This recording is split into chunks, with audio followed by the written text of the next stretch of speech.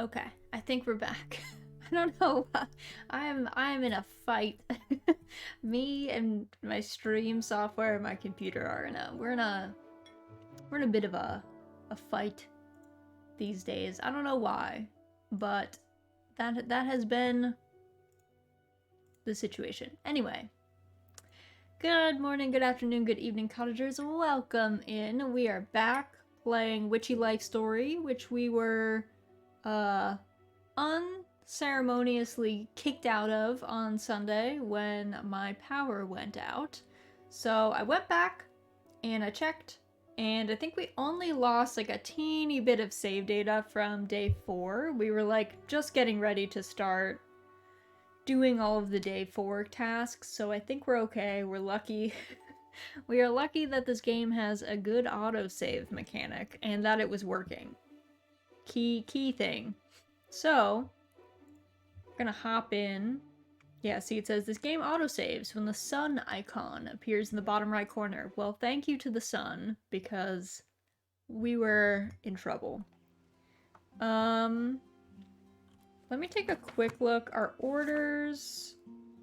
So, Ruth needs an oil. Jean needs a charm.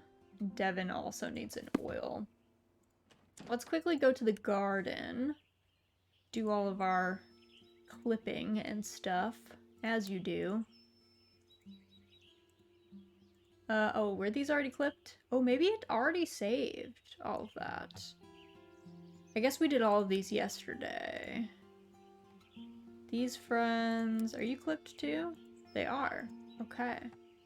So maybe it did save all of our stuff. Interesting. These all look clipped. Alright. Let's pop back into our home then. Okay. So,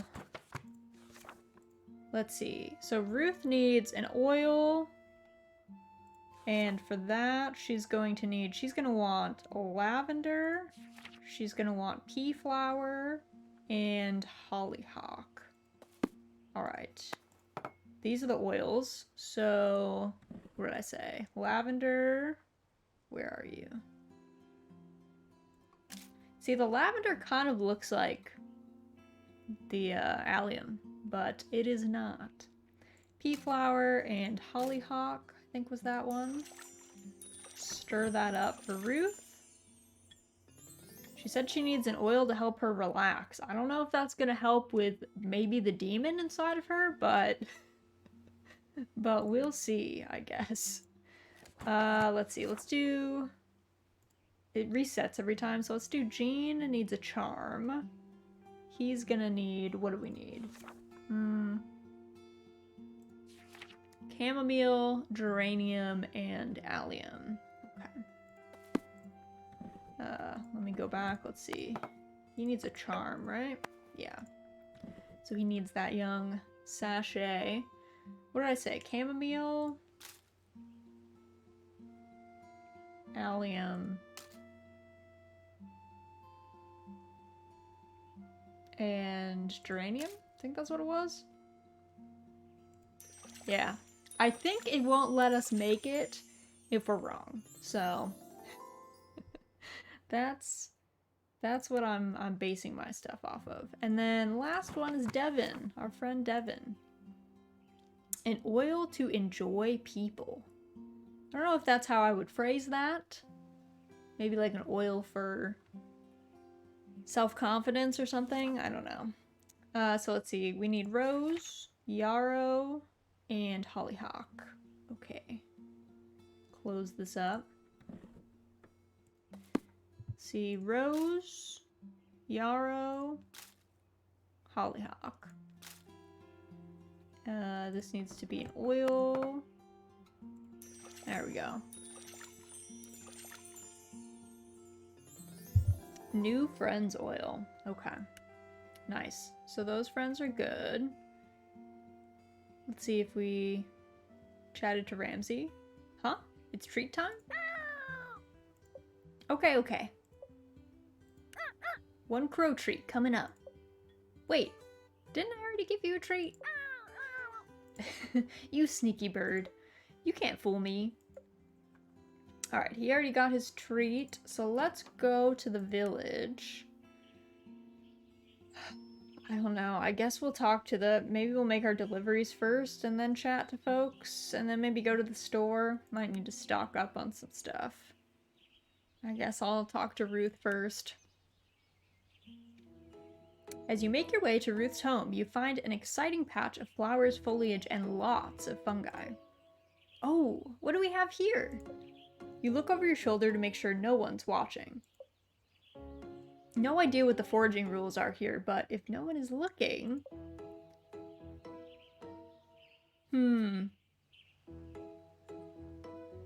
Is this at Ruth's house? Is she gonna get mad? Let's say no, I'm afraid of her. No, resist. But it all looks so interesting and questionable. Maybe if I just take a small sample of each. Ramsey is like, girl. Oh no, it's my inner Ramsey. Don't take the things without asking. Ugh, maybe you're right. Yes, you're always right. Hey, inner Ramsey, look at this big juicy fruit over there. Gotcha.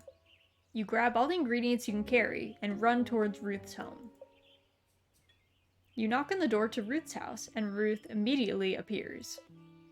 Hello, Raz. How nice to see you. Do you have the spell I requested? You're slightly unnerved by Ruth's greeting. Here it is. She needs what, the relaxation oil? How wonderful. Would you like to come in for a cup of tea? I'm currently looking over some of the plans for the festival. Still so much to do. Oh, I don't want to get in your way. It's not a bother. Something definitely feels off. Just come this way. Don't you just walk out on me. Oh, Raz, sorry. You have to deal with this. My gran is currently in the Robo-Ruth mode. The only thing that exists is work, but in a creepily calm, pleasant way. These budgets, it looks like another meeting with Mel and Jonas. You've been helping the people of Flora, right, Raz? Tell me, do they seem happy? Nisha throws you a look, but you're not really sure what she wants you to say. I've actually got work. No, don't go. You need to help me snap her out of it. Surely you know your Gran's moods more than a witch that just moved here. Yeah, probably. But this has been happening more and more recently. I don't know what to do. What a pretty oil. I should put some on before looking over more of the plans. What kind of oil is that? Just a simple relaxation oil. Gran requested a relaxation oil? Maybe Robo-Ruth is due to stress then. Gran, why did you request that spell? The festival isn't far off now, and there's so much work to be done. But don't worry, I'm sure we'll pull it together. We always do. Maybe you've taken on too many responsibilities, Gran. As mayor, it is my duty to ensure everyone's happiness. But you've been working non-stop for longer than I remember. Raising me wasn't easy, and running this village isn't easy. So, like, you just deserve to relax, okay? Why do you feel like you walked into a very intense personal moment? Probably because we did. Are you supposed to say something? Are you supposed to do something? I'm sorry, Nisha. Gran, are you back? Must really get back to these plans. The village depends on it. Nisha buries her head in her hands in frustration, and you're still watching. You're still standing here, doing nothing. Maybe Ruth needs more than a basic relaxation oil to relax.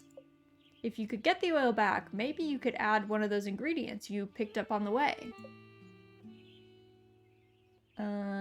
Let's walk past Ruth and pick the oil from Ruth's pocket. Where are you going, Raz?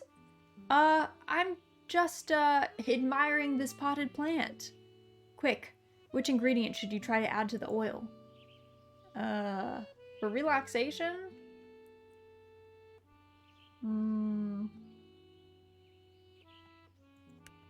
Let's do the flower.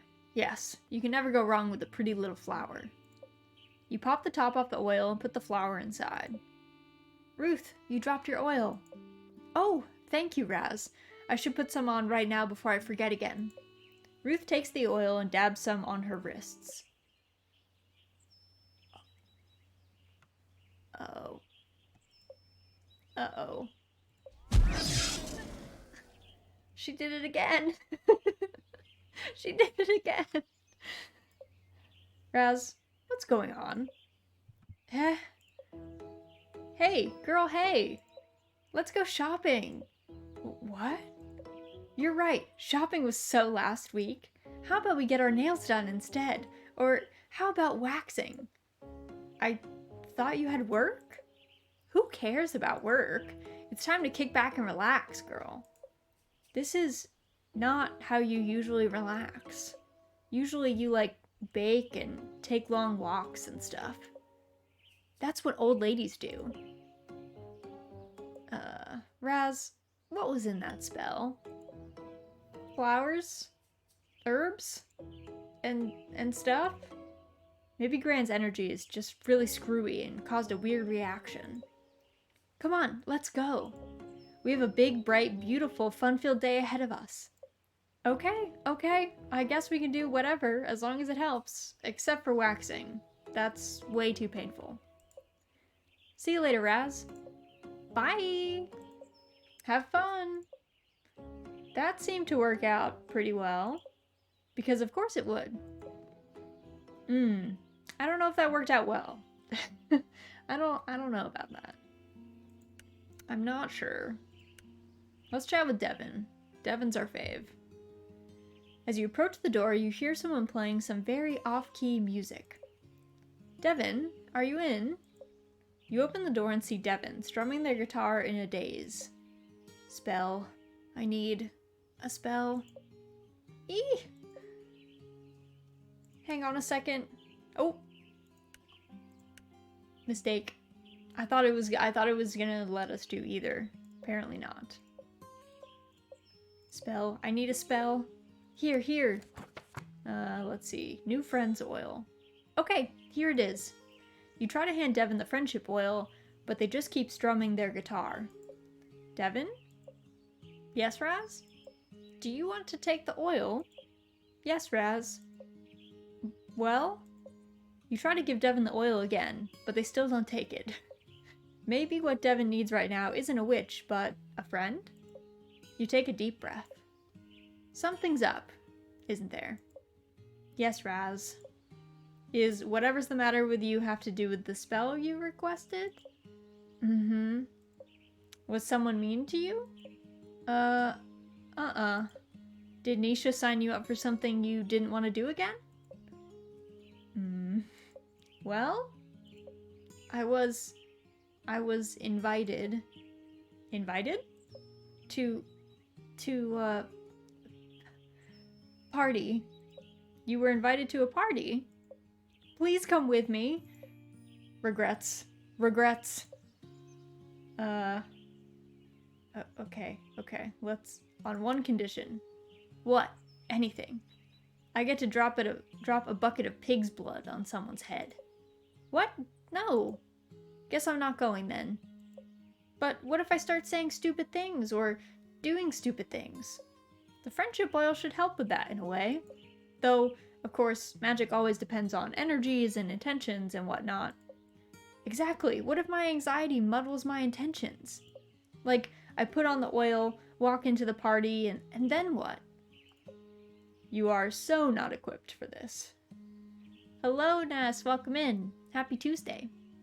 Hope your day is going well. We're back playing some Witchy Life Story today. Our character is very awkward in Witchy Life Story. How about be yourself? So be this. This? I get your point. But you're not always like this, right? What makes this party so scary?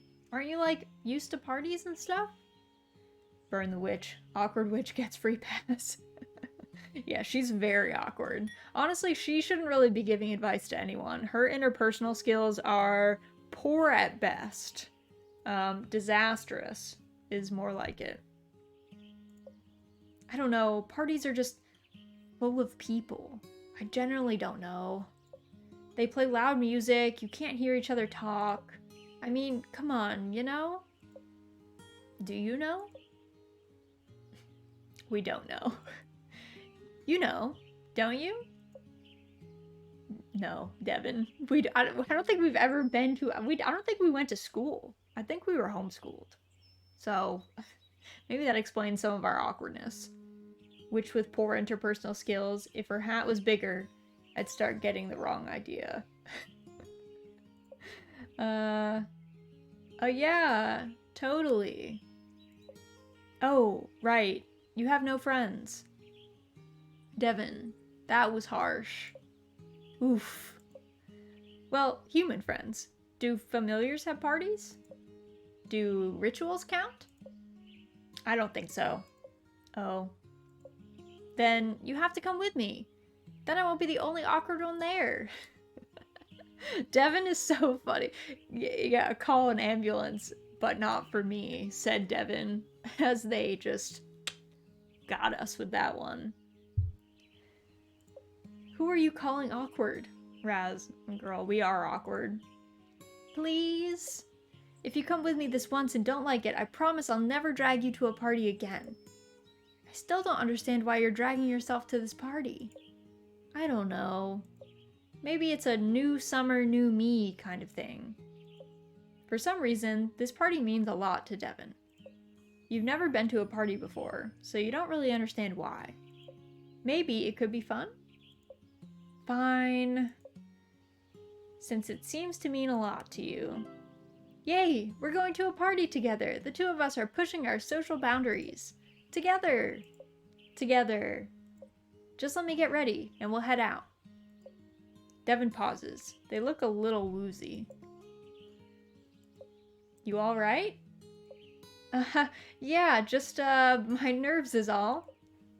Be right back! They do seem a little too nervous still.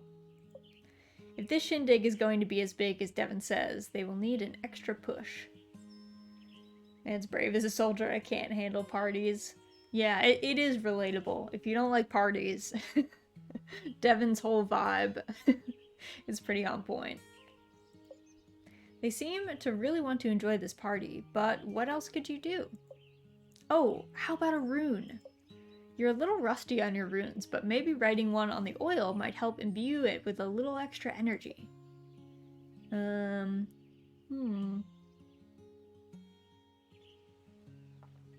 think we should write... This is a new friend's oil, so I don't know that we need communication or enthusiasm, so I think we're gonna write Laguz, a chill water rune.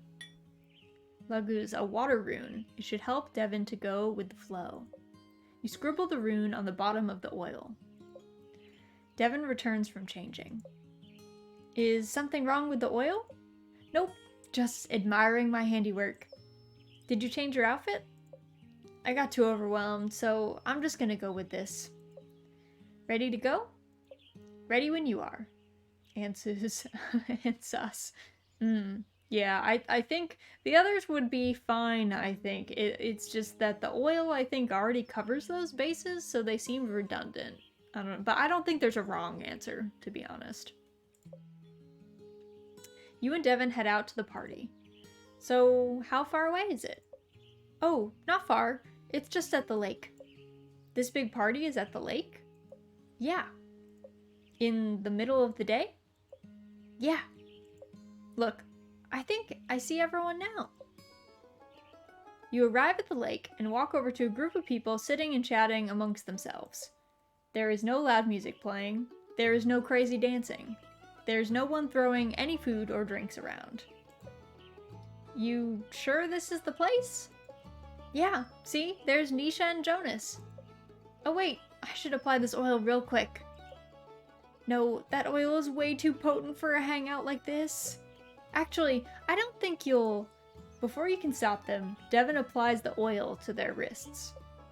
Alright, let's do this. Well, At least the oil should definitely work. You and Devin walk over to Nisha and Jonas, who are chatting as Jonas grills hot dogs. Sure, you can build things with your eyes closed, but my art makes everything look good. Oh yeah? How about you show me that art then? As if. You have to wait along with everyone else to see it on the big day. Look who finally arrived. Didn't think you'd show up, Devin. Devin and the witch. Want a hot dog? Sure, man. What? Okay. Jonas gets Devin one of the hot dogs. Wow, this is pretty amazing, man. Thanks. Nisha, your friend is like way chill. I thought you said they weren't? Mm-hmm. Nisha turns to you. You do something? Devin's just going with the flow. Right, Devin? Yeah. Speaking of flow, check out that flow. Devin's eyes lock onto the lake. Yes, that's the lake. I'm going in. Suddenly, Devin takes off towards the lake and dives straight in. Refreshing. What the heck? Whoa, they just dove straight into the lake. It is pretty hot outside. Let's join them. Suddenly, everyone else takes off towards the lake and dives straight in. But I just cooked all these hot dogs. Before you know it, Devin is the center of attention. Speaking of flow, thanks for reminding me I gotta lose in today's dailies. Oh no! No, not with that attitude. Believe you can win. Tile Kami will help you out. Yeah, Devin started a pool party in the lake. So, I don't know if that's what they were going for, but I don't know, hopefully they're enjoying themselves. This might not be the big party both of you, or maybe just you, expected, but it seems to be working out just as Devin wanted. Devin walks back over to the three of you as things start to wind down. Sweet party. Now, those are words I never thought I'd hear from you. It looks like you made a lot of friends, too. Sure did, and I got invited to even more sweet parties. That's a good thing, right? Well, it looks like this party is coming to a close. Shall we head out? Yeah. You all leave the party in good spirits. Wait, doesn't anyone want a hot dog? Well, maybe except for Jonas, who had to cook all the hot dogs. Alright, well that was an encounter. That was definitely something. You walk up to the cafe and see that the sign that should say open says closed. That's weird. It's closed, but the lights are all on. Maybe Jean is still inside somewhere? You knock on the cafe door. Jean's head pops out from the kitchen. He looks annoyed as he makes his way towards the door. Maybe I shouldn't have knocked. Jean opens the door. You're here. Yeah, you asked for a spell? Grumbles. Do you want it? Hold out the spell. Billy Jean. Yeah, our boy Jean here is taciturn at best. You hold out the discovery charm to Jean, but he disapprovingly looks down at it. I'll take it back then? It was Mel's idea. She believes in magic. She said magic could help the... They're done. Jean scurries back into the kitchen. A sweet smell wafts through the air. Wow, what's that? Maybe I should check on him. You walk to the kitchen and see Jean biting into a madeleine fresh from the oven. Maybe brown sugar instead of the mix of castor and demerara sugar? Baking powder instead of egg whites, and the butter browned? Unbrowned? Something still isn't right. Are those the madeleines? Can I try one? Jean looks at you. He picks up the baking sheet full of sweet-smelling, freshly baked madeleines and pours them into the garbage. Sir. What? He couldn't even give us one, even if he doesn't think they're perfect. Damn, dude, do you have to waste food like that? What? Why? Why? This cafe does not serve imperfection. Those poor cakes. How many perished because of you? It can't be helped unless I uncover the cause of their imperfections. Take it. Take the charm.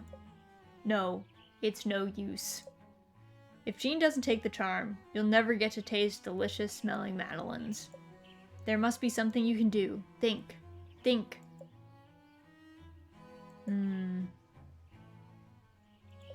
That's it. You absolutely brilliant witch.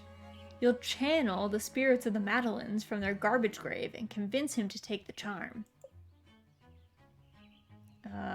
You've always wanted to be a cookie. Or are they cakes? Never mind.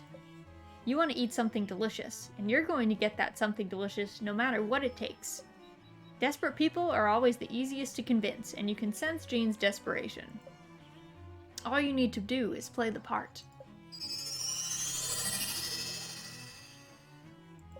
You grab your chest as if something came over you. Raz? Are you okay? Jean. Jean. Yes? It is we, your madeleines from their garbage grave. We need to speak with you. The madeleines? Yes.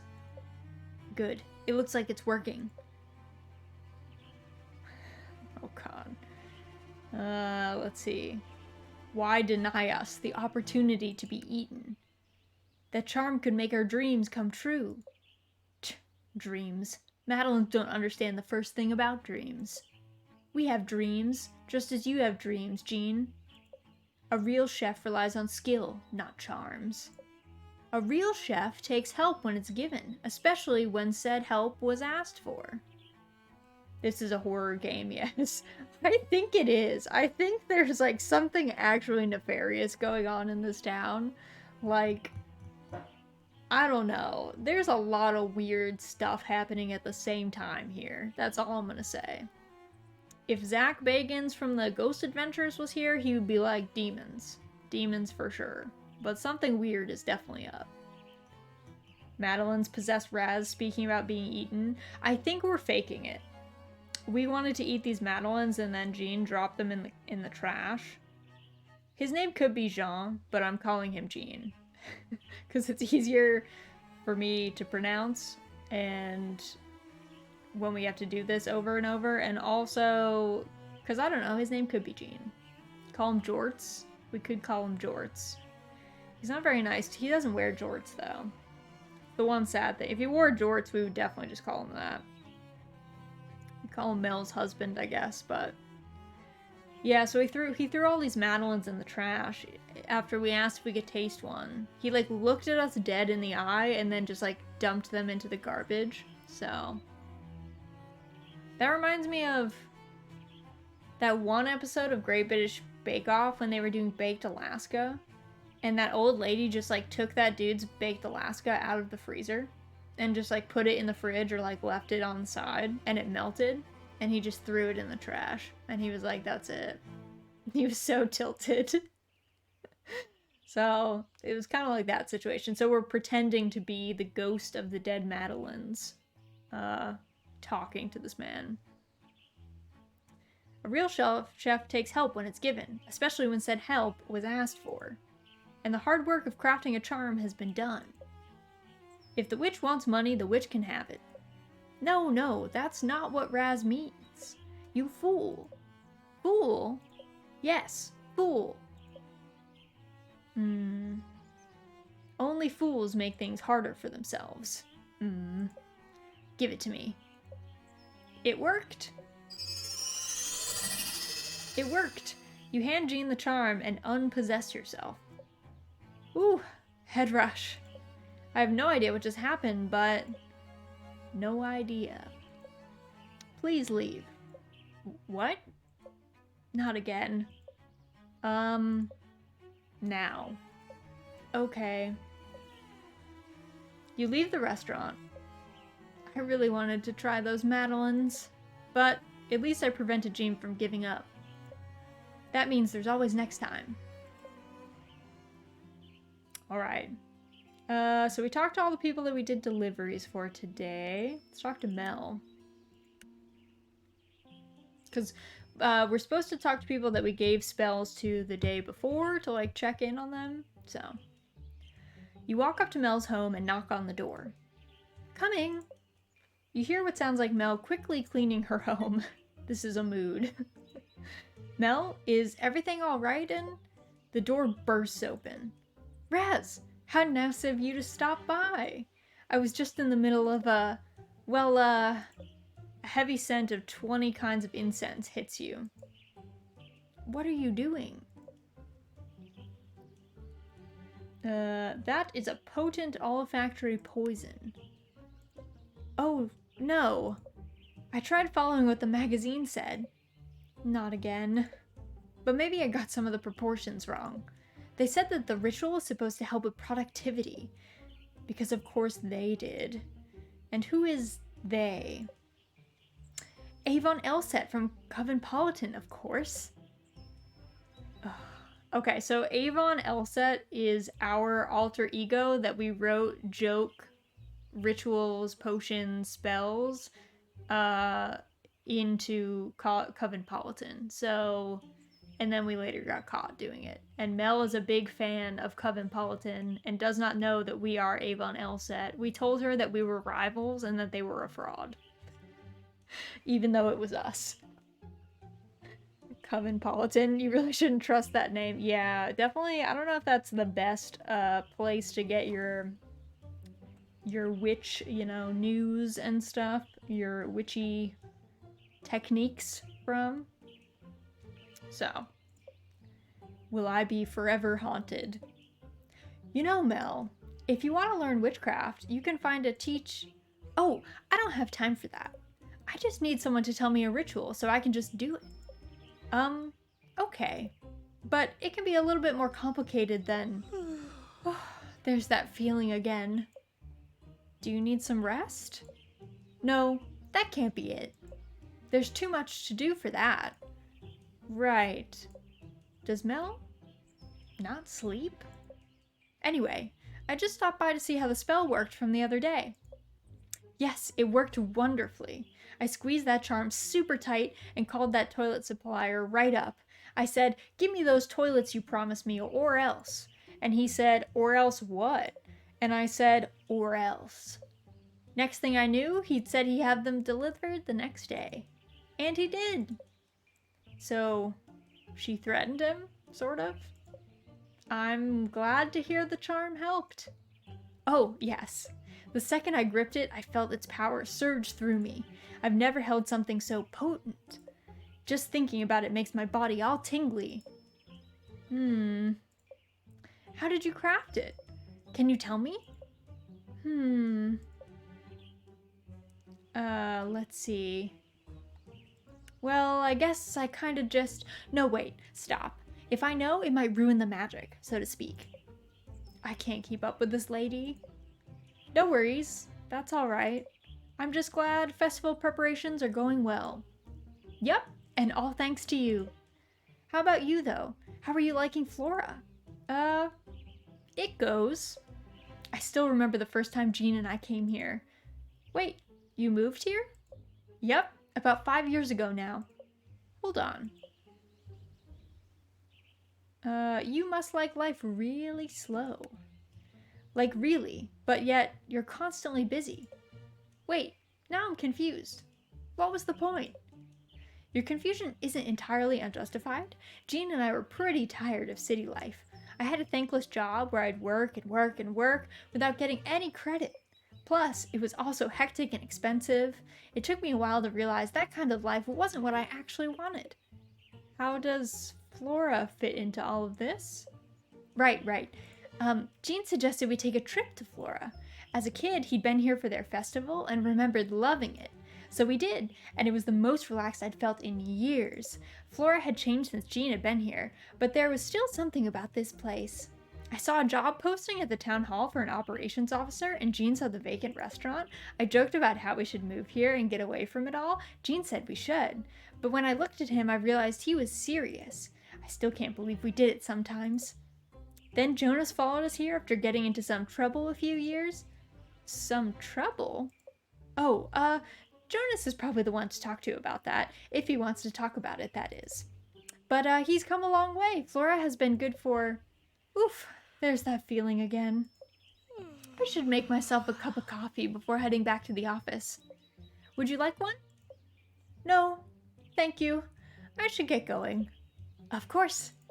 Thanks again for stopping by. Just, no more Covenpolitan rituals, okay? Okay. Bye. Bye. Oh, the sound. Oh, green. Huh? Green? Mel seems to tend to get in over her head. Maybe something with protective qualities could help? Yeah, I'll take note of that in my grimoire. I love voicing Mel. Not that I can do voices, but she's very like upbeat. I think of her as like very frantic and just, you know, one of those people that speaks a mile a minute. So she's fun to read her lines, but I do have to like process what she's saying very quickly to like spit it out quickly as well. I used to have an old boss who would do that. He spoke insanely quickly. And the first time I met him, it was one of those instances where you're already stressed out, you're in an interview, so you're like sitting there having a chat with someone, and then this dude like pops into the office and he speaks so quickly that I couldn't process what he said, so I think I was just staring at him for a second, just trying to be like, what did you say? And he would do that all the time. He would like pop in, say something super quickly, and then just like pop out and like be gone. So over the years I learned to like quick process whatever he was on about, but it took practice. It was not an easy process. Lots of missed things or being like, what? What are you talking about? Lots of having to like piece together a puzzle. Sitting there being like, what? Okay, I think this is what he wants. Okay. Alright, let's say hi to Jonas. You approach the festival site. You see Jonas standing in the middle of the hustle and bustle. You could put those 2x4s over there by the stage. Then let's focus on getting the vendor stalls done today. Once those are out of the way, we can focus on the stage. Wow, look at Mr. Boss over here. Yeah, I think that leadership potion you made did the trick. Does Jonas have any brothers? They can form a band. I don't know. That they could be the Jonas Brothers band. I think it's just him and Mel, but like he has a brother-in-law. So, him and Jean. They could be a band. No weird side effects either. At least, not yet. How are things going here? Fine for the most part. I've mostly been answering questions and making sure everything's organized today. Not much time for me to work on actual construction work. I guess now I know how Mel feels most of the time. What? Well, I'm about to go on a break. Would you want to head to the cafe for a bite? You want to hang out with... Yeah? So what? Am I not allowed to befriend a witch or something? You know what happens to people who befriend witches, though, right? No. Absolutely nothing. Do you want to grab food or what? Sure, I've got time. You and Jonas walk over to Jean's cafe. You take a seat at one of the tables. Jean walks over. He hands you a couple of menus. Are you hiding from work? What? No, I'm just getting lunch with a friend. Jeez. Friend? Yeah, I have some of those. Jean looks at you. Good. Jean walks away. Ugh, why has he always gotta be so weird? Couldn't Mel have married someone more normal? Yeah. He nearly burnt down their house. Though I guess I've also nearly done that on more than one occasion. Yeah, so has Mel with some of her rituals, so they're pretty even on that. At least they keep the fire department busy. Fire department? Is that not a thing? I thought that was a thing. No, I don't think so. Weird. Actually, Gene is pretty cool, even though he's also a weirdo. He helped me out a lot in the past with stuff. Oh, does this have to do with the trouble? Huh? Well, it's just that Mel said... Oh, Mel already mentioned. No, at least not really. She said something had happened, but not what. Gotcha. Yeah. I don't want to get into it too much right now, but school was always a little rough for me, and one day, enough was enough. You know, Mel's a total go-getter, so it was hard for her to deal with. But Gene listened and got it. If it wasn't for him, I don't know if we would have been able to work through it. Sorry for being so vague about it. It's kind of a downer of a subject for, hang on. I get it, really. There are always other hangouts to talk about. If you want. I guess if we keep hanging out, we'll talk about all sorts of stuff. Gene walks over to the table. Can I take your order? Yeah, I'll just take the mac and cheese. I didn't look at the menu. Just get the mac and cheese. It's pretty good. Gene makes the pasta himself. Yeah, I'll do that too then. I'll be right back with your order. And Gene is right back with your order. You and Jonas eat your mac and cheese right up. This is the best mac and cheese you've ever eaten. It is also the only mac and cheese you've ever eaten. What? What? We've never had mac and cheese before? Dude. We're like homeschooled and we don't have friends and we've never had mac and cheese. What kind of life are we living here? What? Some people just never had mac and cheese. I guess it's one of life's true pleasures though. You know? And here we've never had it before. I didn't choose the witch life. The witch life chose me. I don't think being a witch means you can't eat mac and cheese. I bet Kiki from Kiki's Delivery Service ate a lot of mac and cheese. I'm pretty sure of it. Gene brings over the bill and you both pay. What a big meal. I'm stuffed. Me too. Well, I should probably get back to the site. There are probably dozens of questions that need answering. Yeah, I should be on my way too. Catch you later. Bye. Ooh, white. The vibe. White for Jonas? Yeah. No mac and cheese? This is awful. I agree, Opie. Isn't it terrible? Also, hello, welcome in. Happy Tuesday. Like, what kind of life is this girl living? She's like homeschooled. She's never been to school. She has no friends aside from her familiar. And like Ramsey the Crow is cute.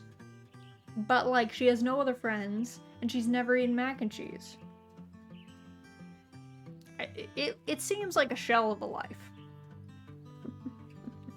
Pretty sure section blank, article ZD4, line 129 of the Witch Code clearly states that you cannot consume mac and cheese like regular people without the necessary steps taken.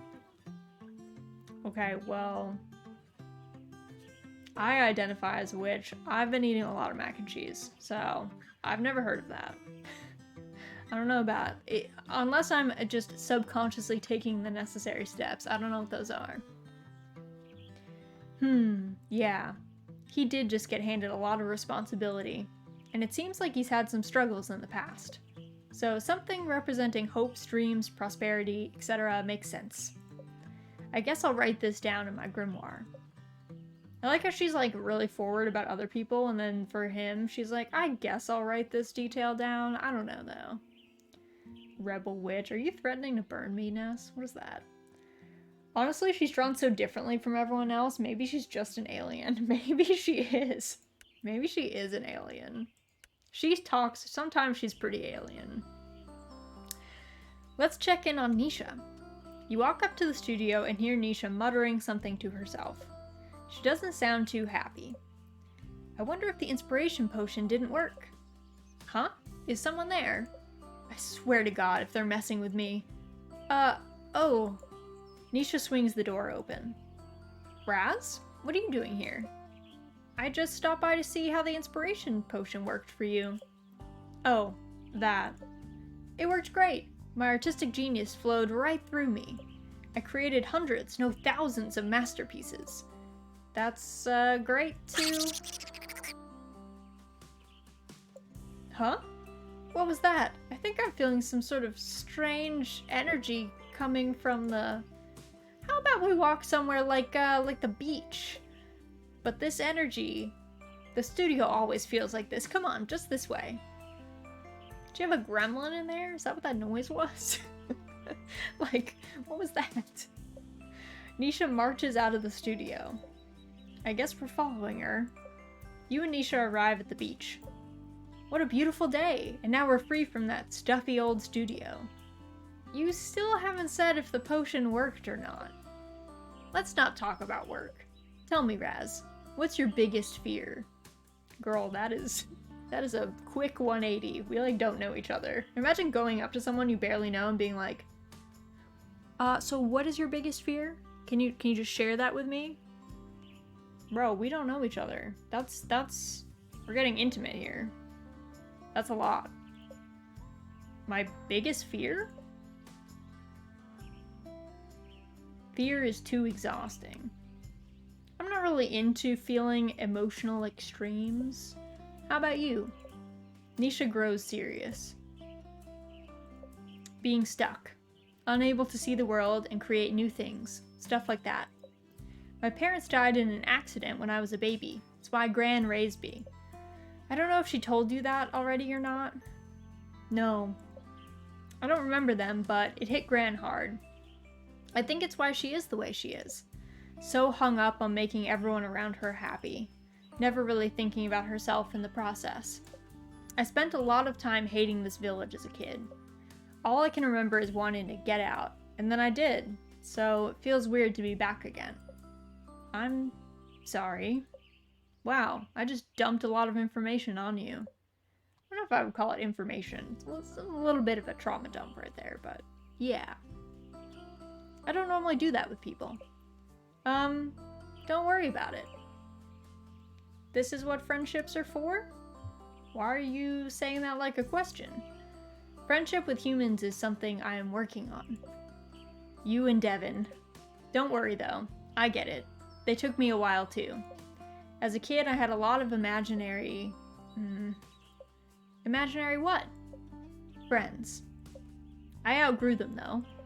So now I'm perfectly normal, other than being a genius artist. Next question, only this time you get to ask. But you're going to have to answer too. Oh, okay. What's your darkest secret? An eye for an eye. This kid at school used to tease me, so I put worms in his sandwich. Ew. Ends up he was allergic to worms, so they had to rush him to the hospital though. But he stopped bullying me after that, so I guess it worked? I was just gonna mention the time I snuck some enchanted seeds into Ramsey's food. He thought he was a toad for about a week. He still doesn't know it was me. You better not do that to me. Don't worry, it's harder to do that to humans.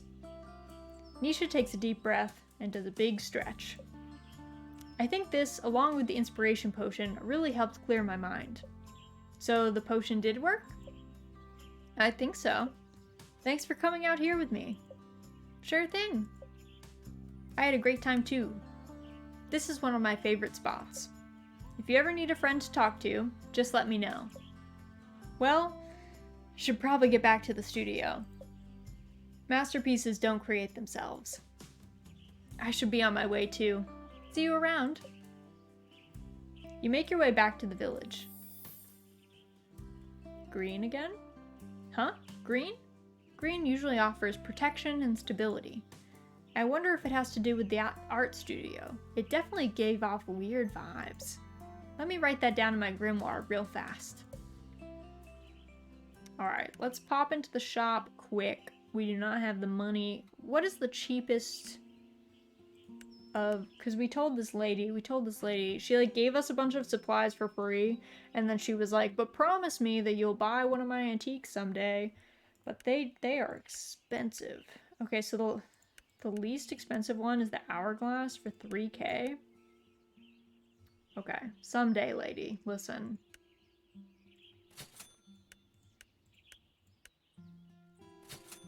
Okay. I'm trying to keep 2 of every type. That way, we can always go to the village. Like, time doesn't pass in this world. Just like every day, pretty much. So, okay, I think we're good. So basically our thing is we get up in the morning, we have orders that we take, we go to our garden, we do our gardening stuff, and then we head out to the village. See what's up with Ramsey. Huh? You got something for me today? I want to see it. Yes, I remember our agreement. 1 crow treat coming up. Alright, so what have you got for me? Whoa. An amethyst. So purple. So pretty. Definitely going to save this for something special. Thanks for this, Ramsey. Alright, let's put that on our little shelf. Oh,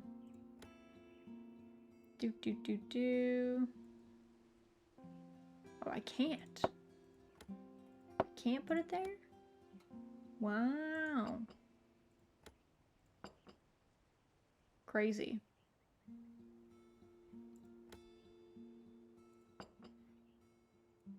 Yeah, I guess I can't. Weird. Weird. We'll do our daily single card reading. What's our reading looking like today? The Magician. Manifestations, focus, communication, skill, manipulation. Hello, otherworldly patron. Welcome in. Happy Tuesday. We're just playing some Witchy Life Story. Interesting. As above, so below, says the Magician. Let's check our orders. What do we got? Hello, Raz. So tired, but can't sleep. Must keep going. Charm. Please. Best regards, Mel. There we go. Accept that up. Yo, Raz, you've got to hurry. Bad stuff keeps happening. Mel says maybe I've attracted bad vibes or something. Maybe you've got an oil or something for good vibes only? Help me, Jonas. We got you, bud. We got you. Hey, Raz. There's this weird energy going on in the art studio that's trapping me or something. How am I supposed to make art when I feel so bogged down? Do you have an oil to help break me free from this? Please hurry. Nisha. We got you, girl. Okay, let me take a quick peek. So we finished day 4. Yeah, so we only have till day 14 is the festival. 8 is the full moon where we're in theory going to do some ritual, but we have like not prepped at all. It's literally an essential oil dealer. You're not wrong. You're not wrong. We might have to come use some compost on these friends. I don't know. These ones, like this whole bed only regrows every 2 days. So, there is that. Oh god, did these not get watered? They did not. Tragic. Hopefully that'll be okay. I must have missed them because they were in the front.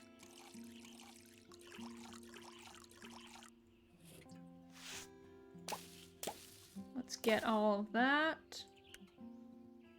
And clippy all these boys up. Also, there's only 1 geranium. I guess that's a bit of a weird one too. Thought there was 2, but apparently not. Alright, these are good. We will go back inside, see what we need to make out of this stuff. So, we go to our little book, look at our orders. Let's do Mel's first. So Mel needs a charm to stay awake. So she is gonna want lavender, calendula, and yarrow. Charm. Lavender. Calendula. Yarrow. Charm to stay awake. Just use coffee. I wish I had a charm to fall asleep. Well, I think she's exhausted the coffee route. This girl, I don't think this girl sleeps. Like, I don't know. I think she's gonna try and use this charm in place of sleep. Alright, Jonas needs an oil for good vibes only. Don't we all need an oil for good vibes only? I feel like we do. I feel like yes. Oh, we need... Good vibes only is rosemary, pea flower, and calendula. What did I say? Rosemary, pea flower, calendula. This is an oil. Mix that all up. Safety oil. Alright. And then, let's see, our last one is gonna be Nisha needs oil for feeling bogged down. Which is going to be chamomile, hollyhock, and calendula. A lot of calendula. What was the first one I said? It was chamomile, right? Chamomile, hollyhock, calendula. Anisha needs an oil as well. She needs, I think she needs more than an oil to deal with what is maybe the gremlin in her studio, but we'll let her live her life, I guess. Let's go to the village. Let's deal with her at her studio first. You walk into the studio and see Nisha standing frozen in the middle of the room. Stop. Don't come any closer. You'll get sucked into... But I've got your order? Where's the freedom oil? There we go. Quick, roll it to me. Okay. You take the freedom oil and roll it towards Nisha. However, due to the oil's non-cylindrical form, it starts to veer off to the left. Almost. Nisha reaches for it, but her feet appear glued to the floor. Fortunately, she manages to grab it just before it rolls out of reach. Got it. That oil won't help with whatever glue has you stuck to the floor. It's not glue. The pressure radiating from these walls is trapping me here. When I wrote my order to you, I could still at least move my feet a little. But now I can't move at all. Nisha pops up the oil and applies it to her wrists. You wait a few moments. Then another few moments. Let me see if I can move now. Nisha tries to lift her foot, but it's still stuck to the floor. Stupid oil. Why isn't it working? Probably because you haven't actually solved what's keeping you from moving? Obviously, it's some sort of energy in the room. Well, yeah, but what energy exactly and why?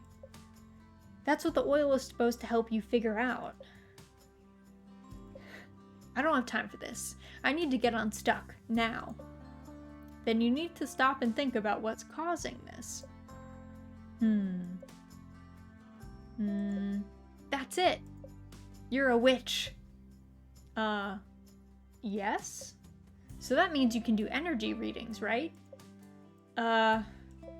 What if you do an energy reading of me? Why would I do... I just read about them in last month's Covenpolitan. They said energy readings can help you figure out how you're feeling. Apparently, they should be easy enough for a witch. Owie, hello, welcome in. Happy Tuesday. We're back. We're back witching it up. Yeah, let me just read your energy real quick. Yeah, give me just a sec. Unless you're really, like, not a witch.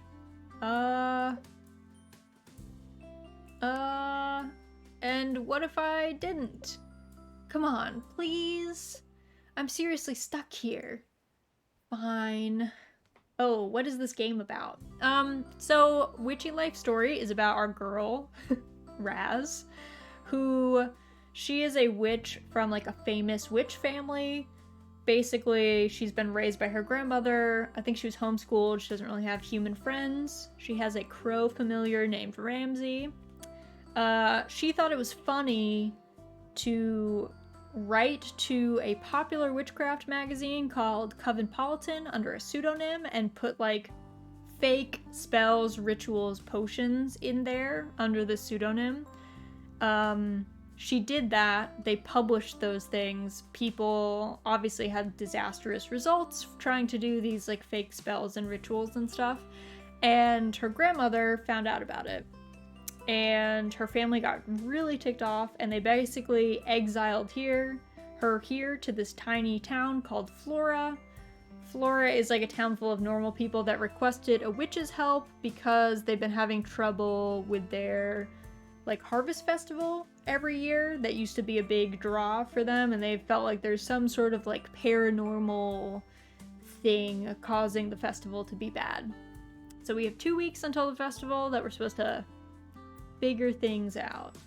There's some weird stuff happening for sure in town, but mainly we just vibe out at a cottage and make potions and charms and stuff, and then chat with the townsfolk, chat them through their problems, even though we should probably not be doing any talk therapy because we probably need therapy ourselves. So there's that. All right. Fine. Sweet. Now let me get into position. Nisha stands still. Ready? You've watched your Gran do hundreds of energy readings. This shouldn't take up too much of your time. Besides, it's not like Nisha has any experience with energy readings either. She won't be able to tell if you're really seeing something or just making it up. Alright, let's see what we've got going on here.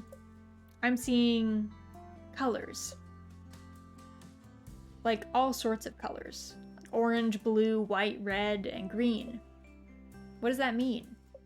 It means, lots of things. Things are complicated, or deep, and also, confused. Yes, that all makes so much sense. What else? Yeah, Raz, what else do you see? How about the shape? So basically you committed fraud, yes. And we continue to commit fraud. As evidenced by these fake energy readings that we're doing right now.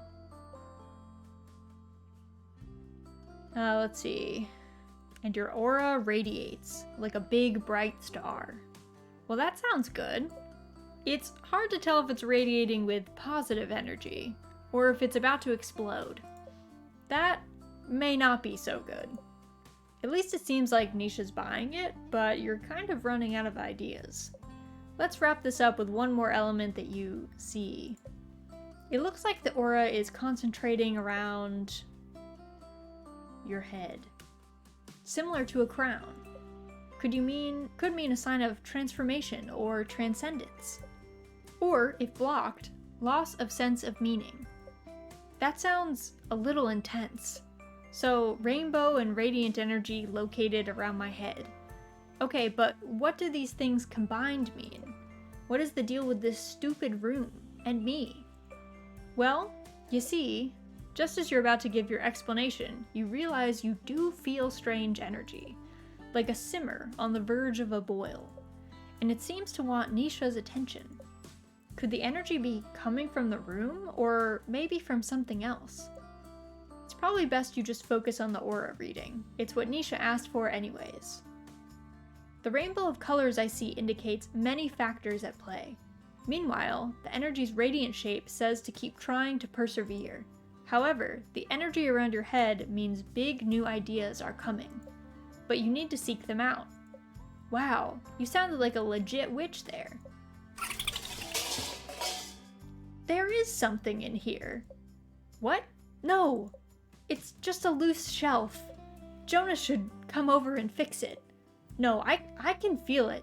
Nisha, maybe that's the energy you're... No! Anyways, thanks for the spell and the reading. Look, I can move my feet again. Better get back to work, don't you think? Now, if you could go so I can paint, that would also be great. Nisha starts pushing you out the door. Wait, Nisha. I might actually be onto something. It can wait. Bye. Nisha slams the door behind you. Why does it feel like everyone in this village asks for my help and then kicks me out? That is a theme. We often deliver a spell and then something else happens and the person is like, okay, time for you to leave now, bye. And we're like, wait, no, it's not done.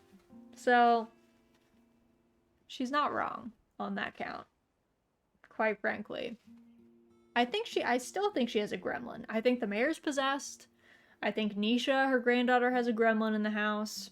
I don't really know what the deal. Jean just seems fine. Jean's just, like, struggling through baking madeleines, which I think is a perfectly normal thing. Devin is super normal. They're just have anxiety. Makes sense. But some of these people, honestly, it's just this family, honestly. Nisha and her mom have some weird paranormal things happening. These people are mad sus. They're pretty suspicious. You walk up to the music studio. You oddly don't hear any sound coming from inside. Devin, are you in there? The door creaks open. Someone peeks out. Raz, is that you? Yeah? And only you? As far as I can tell. We need to be quick. Devin opens the door and pulls you inside. Devin, what's going on? All right, we're good. You look down and notice Devin is grasping your arm. Put your hand on theirs. Devin lessens the hold on your arm. You want to talk about it? You're going to laugh at me. I'd never laugh at you. After what I did at that party, people keep coming to see me. So every time someone knocks on the door, I put on a fake voice and tell them I'm not here. But I don't think it's very convincing because they keep coming. And now everyone just thinks I'm weird. That means the spell worked. They're not supposed to think I'm weird. Not that. The fact that people are coming to see you. I guess. But I think I've caught a slight cold from that lake swim. I've been drowsy and unable to focus all day. I see. I only have so much control. I'm sure after today you'll feel much better. Honestly, I'm jealous of people like Nisha and Jonas. People with big personalities can walk into a room full of confidence and people notice them. But for me, I feel like such a background person. And then when I get my time in the spotlight, I just get overwhelmed. I feel like I should be more like them. Then I would have a role in social situations. A role? Like a job? I guess. I mean, like, what do I bring to the table? I'm just the dull, quiet person who stands in the corner. People only come to see me now because they think I'm something else. But don't you want to be someone else? Wasn't it new summer, new me or something? I was wrong. I want to be the quiet person who stands in the corner, but that doesn't feel interesting enough. Sorry, I'm being such a downer right now. But I don't know what to do. Oh yeah, we're low-key romancing Devin because Devin's chill. We're pretty feral. Devin is chill. Yeah, I like Devin. I'm sorry you're feeling this way. I know I'm also not the most socially experienced person, but I don't think you're dull at all. I appreciate your more quiet nature. A lot of social stuff is overwhelming for me too. So you can count on me to stand in that corner with you. Thanks, Raz. That means a lot to me. I don't know about you, but I feel like there's this pressure, like I need to be socializing all the time. And if I don't make the most of it, I've somehow failed. Is that what I'm supposed to be feeling too? No. I spread my anxiety again. This is pretty hard. Well, I'm glad I'm not the only new person here, at least. Yep, feel free to vent to me about the awkwardness of it all. And you can vent to me too. And we can help each other summon the courage to keep marching forward. We shall rule over the quiet back corner of every party. Yes, it shall be open to everyone who wishes they weren't at the party.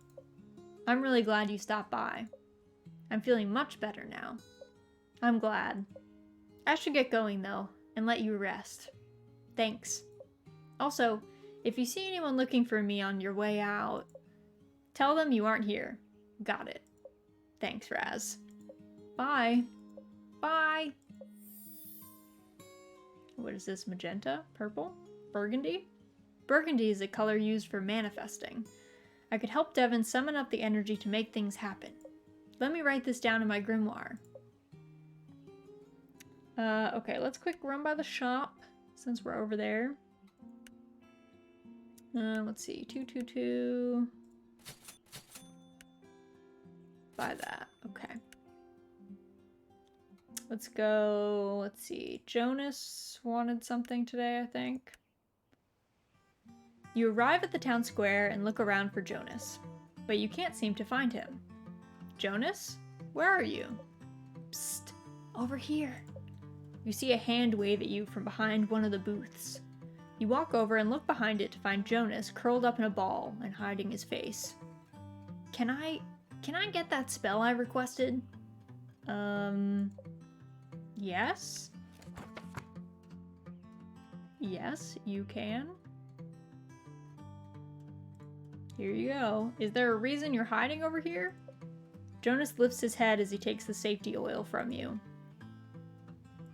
Jonas, what happened to your face? Does it really look that bad? Let me see. It's nothing that won't heal.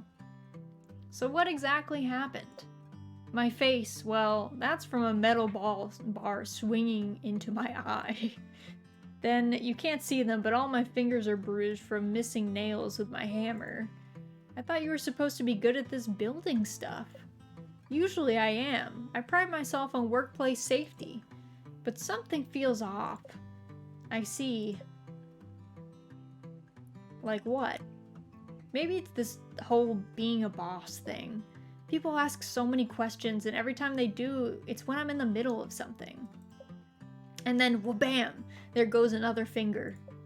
Okay, so you're not the best at multitasking is what I'm learning. Bob the Builder's had it rough, I see he has. Jonas the Builder. A very rough time indeed. No. So, why are you hiding? Because I have to demonstrate the new saw to the crew in a few minutes. And you're afraid that I'm going to saw my arm off. I see. Well, you've got your safety spell. That's it? We're talking about an arm, or no arm here. Do you doubt my spell work? No, it's just... Can you say a few, like, magic words or something? Magic words? Isn't that a thing witches do? Isn't that a thing witches do? Sure, maybe in children's books. Yes, of course. How does this sound to you? Arusnir Wintana.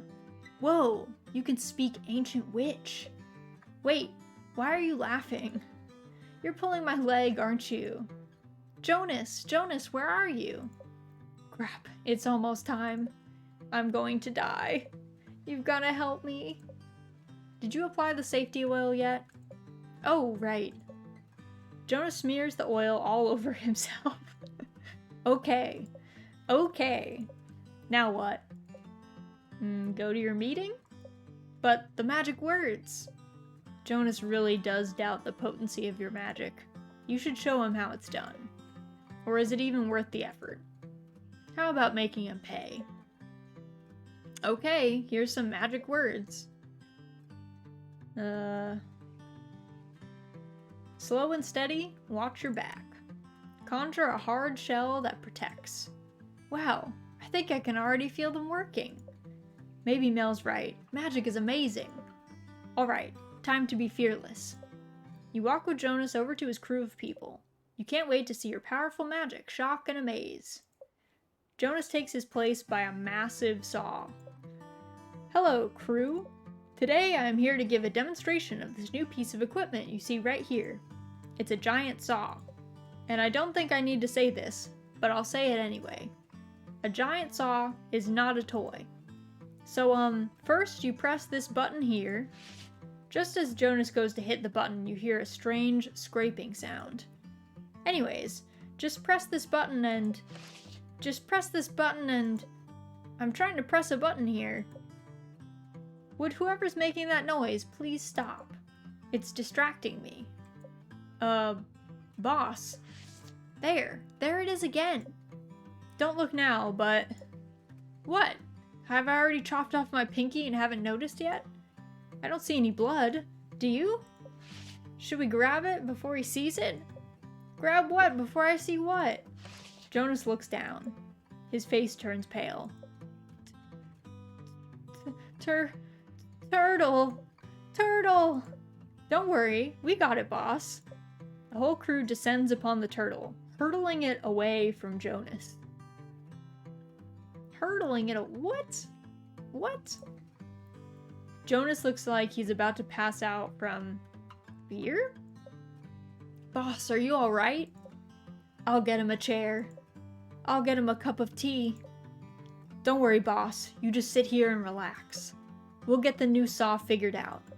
You notice Jonas growing more and more flustered. Get away from me! Jonas shoves his way out of the crowd and takes off running.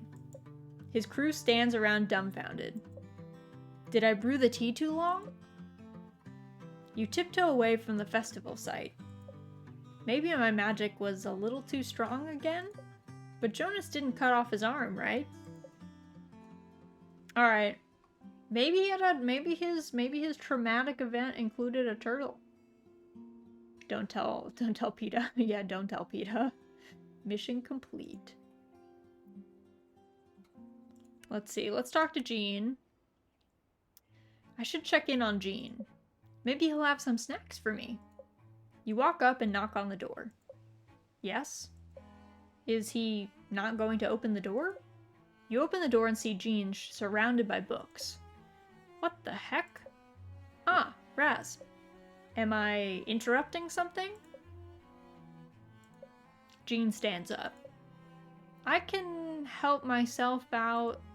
No, I should take a break. Gene just stands in silence. Gene is my favorite. Honestly, if Gene wasn't married, I would attempt to romance Gene, because I find him hilarious. He's so funny. He doesn't like us, but I kind of appreciate that about him. And Miko, hello, welcome in, happy Tuesday. We are playing Witchy Life Story. So, basically, we are a witch. We played a prank and published fake spells in a witch magazine called Covenpolitan. Our grandma found out about it, got mad, and we got exiled to this tiny town where we are attempting to help the townsfolk clean up their act before their big harvest festival. So, that's what we're up to. Raz romancing taken silent dudes. Listen, I'm not romancing him, but I would if he was not taken, if he was not married to Mel. I would indeed. But he is taken, and I like Mel. Mel cracks me up, so I won't do that to her. Gene just stands in silence. Sorry, I was just thinking. Come this way. Gene leads you into the kitchen. Tea? Yes, please. Gene brings 2 cups of tea to the table. I also have some macarons. Would you like? Yes! Gene brings over a plate of Wait. This is a typo. Macaroons do not come in a rainbow of colors. And the previous thing said macarons. Macarons come in a variety of colors, and those are 2 different desserts. Gene would never mix up his desserts like this. Magic macaroons do? Maybe. But he's not magical. You can always kill Mel and take Gene for yourself. Oh my god, Opie. Opie's like, poison her. Then take her husband. He will no longer be taken. You guys, Miko's in on it. Miko's like, yes, let's do that. I like that plan. QA team fired. No, I think it's like one dev made this. So, I don't think there's a QA team. You take. The black one. What do we have here? Black pepper. It was an experiment. An experiment, you say? You shove the macaron into your mouth. Heck yes. That is some black pepper. How is it? An excellent experiment. Definitely do not repeat. Jean picks up a black macaron and tries it. He makes a face. Agreed. What were all those books you were reading? Cookbooks. You still read cookbooks? Of course. But don't you have, like, all your own recipes? Yes, but I study to create them. Also, it's good to learn about other people's techniques. You never know what will prove helpful. So that means you'll be studying for, like, ever. Do witches not continue to study throughout their lives? Sounds stressful. But what if you're learning about something you enjoy? Are there tests? No. Then maybe it wouldn't be so bad. I was like you as a student.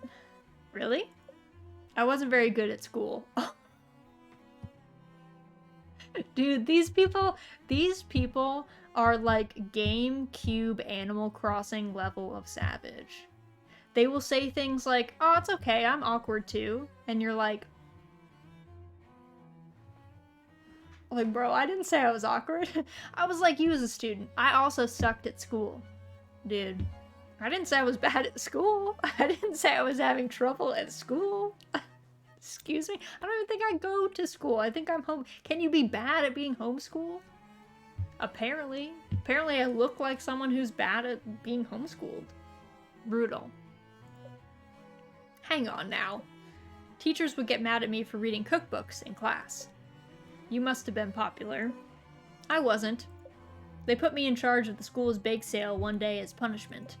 No one wanted to help me, so I had to do it all myself. I baked all sorts of cookies and cakes. It was a lot of work. A lot of work. I guess I'm here as punishment, but I'm not putting the festival on by myself. No, the point of the bake sale was to punish me for my love of baking. That's awful. But you still love baking? Even more so. Everything sold out from that bake sale. It was the most successful one ever. One of the people there was a teacher from a culinary school, and they asked me if I'd like to attend their school. I said yes, and never looked back. Learning isn't bad, but not everyone learns the same way. Also, some people are just mean. I'm happy you didn't stop baking for one. These macarons are delicious. Thank you. Jean looks over at his stack of books. Break time's over, isn't it? If you don't mind. Not at all. See you later. Maybe someday I'll enjoy learning as much as Jean. Yellow? Yellow can be associated with learning, but also joy. Even though he seems to already like learning. I guess Jean is struggling with those Madeleines, though. Maybe incorporating something yellow would help remind him to find the joy in learning. Yeah, let's take note of that in my grimoire. Yeah, you can be bad at being homeschooled. So many scrubbed toilets. Oh no! Oh no! Let's see. Let's talk to... Who needed a thing today? I guess we'll talk to Ruth first. I think she's possessed, but...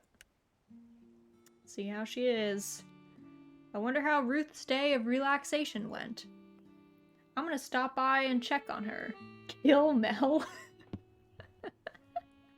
Chad is like, kill Mel, kill Mel. Take her husband, kill Mel. I actually like Mel. I like Mel and her husband. They're like two of the most chill people in town. I'm gonna stop by and check on her. You knock on Ruth's office door. One moment, please. You hear Ruth talking with someone. You can't hear what she's saying, but Ruth sounds agitated. The conversation ends. A person you assume is involved with festival preparations leaves. Come in. Oh, Raz. Is there something I can help you with? I was just stopping by to see how the relaxation spell worked. Ah, yes. The spell. I don't know what came over me. I wanted to do all these things I normally wouldn't do. But honestly, it was kind of nice switching things up a bit. And my nails have never looked so nice. Perhaps I don't pamper myself enough. Unfortunately, I think it might have scared Nisha a little. I don't think she was quite prepared to deal with that. So, it sounds like it worked then? I think so. I just hope I wasn't too much of a burden on Nisha. I've already asked her to do an art installation for the festival. Asking for more than that would be too much. I might be an old lady, but I can still take care of myself. Besides, we've got you to help keep us all in check, right? I'm only teasing. Well, sort of. You know, I know people are worried about me. I can sense it from Mel as well, and maybe, just maybe, a smidge from you. Yeah, I'm worried about you, Ruth. I think you're literally possessed. So yeah. I would say I am concerned. Mainly because you're running this town, and yeah, you've had some concerning behavior. I am concerned. More than a smidge, honestly.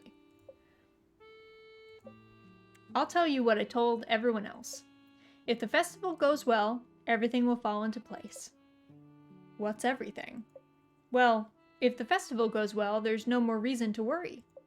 The village will be back on its feet. People will be interested in revisiting Flora, our farms will produce an abundance of produce, our artisans will draw people from all around. Those are some lofty goals for one festival. I know, but a mayor can dream. But what I want the most, truly, more than anything, is for Nisha to feel comfortable leaving here. Huh? I'm confused. Why do all this work to attract people Flora when, like, that means the one person I assume you care about the most leaves? As much as Nisha loves Flora, I know she's meant for something bigger. Perhaps that means leaving Flora. Nisha had a rough childhood. My daughter, her mother, passed away. Then the bullying in school. I tried to be there for her the best I could, but it was hard balancing all of it. The village entered a slump. I worked longer hours, which meant missed art shows. I always tried to make it up to her. I always supported her, but it's very strange becoming the person who causes worrying rather than being the one who worries. I want Nisha to become the best person she can be. She can't be stuck thinking about an old lady like me. Have you, ever told Nisha any of this? No. She doesn't need me to dump on her right now emotionally. Not that you need me to do that either. Goodness, my apologies. You only stopped to ask about the spell.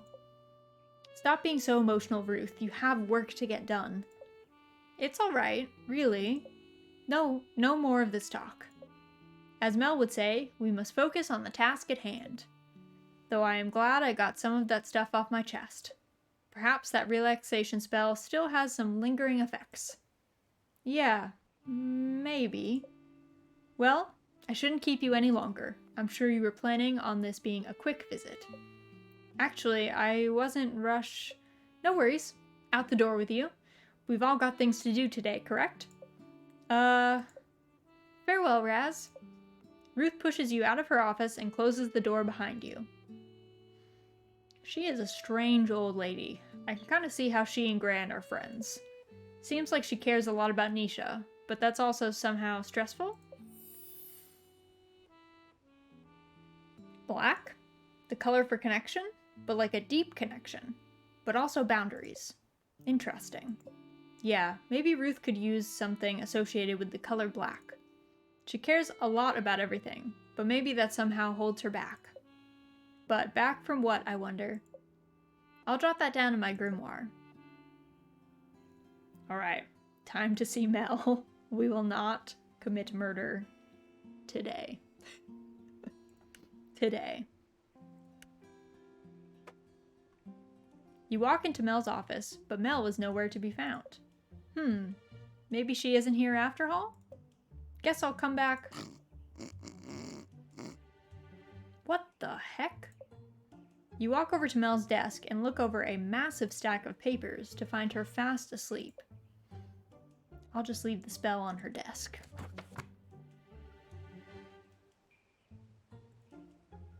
When you place the charm on Mel's desk, you knock over her pencil holder. Oh god, the festival is on fire! Ah! Oh, the festival's not on fire, it's Raz. Not that you're on fire, that's not what I meant. Sorry, I'm just so... Mel? Don't worry, Mayor, the petting zoo is completely Oh, Raz, it's still you. If you're this tired, why don't you just go home and sleep? No, no time. Must count napkins. Here, try holding the charm and see if it helps. You put the energized charm in Mel's hands. Her eyes are somewhat open, but you can tell she's barely hanging in there. An energized charm won't be strong enough to help with this level of exhaustion. But you know Mel is beyond stressed, so maybe getting work done is what she needs before she can rest. Murder charm? Why do we want to kill Mel? Slip a potion of dye so I can have your husband in her drink. Yeah, we want to marry Jean. But she's married to Jean. Or Jean, I guess. Could be his name, either way. Mel, I'm going to try something a little extra to help you out. Have you ever read about incantations in Covenpolitan? I thought you said no more Covenpolitan. I did, but I want you to try something, okay? You search around Mel's office. Fortunately, her witchcraft hobby means she has some basic spell supplies around. You manage to find a few white candles and some matches. You place them on the desk in front of Mel and light them. Incantations are usually good for summoning up a big dose of energy, but you have a feeling getting Mel to say one in her state will be a little tricky. I've lit some candles, and now I'm going to say some words. I need you to repeat what I say with every ounce of energy you have, okay? Yes, Jean, I've got this. I'm not... Oh, what's the point? Maybe an incantation that imbues Mel with a strong sense of duty is best? Or maybe just something that will help her trudge through all this stuff. Or tough love. Let's try...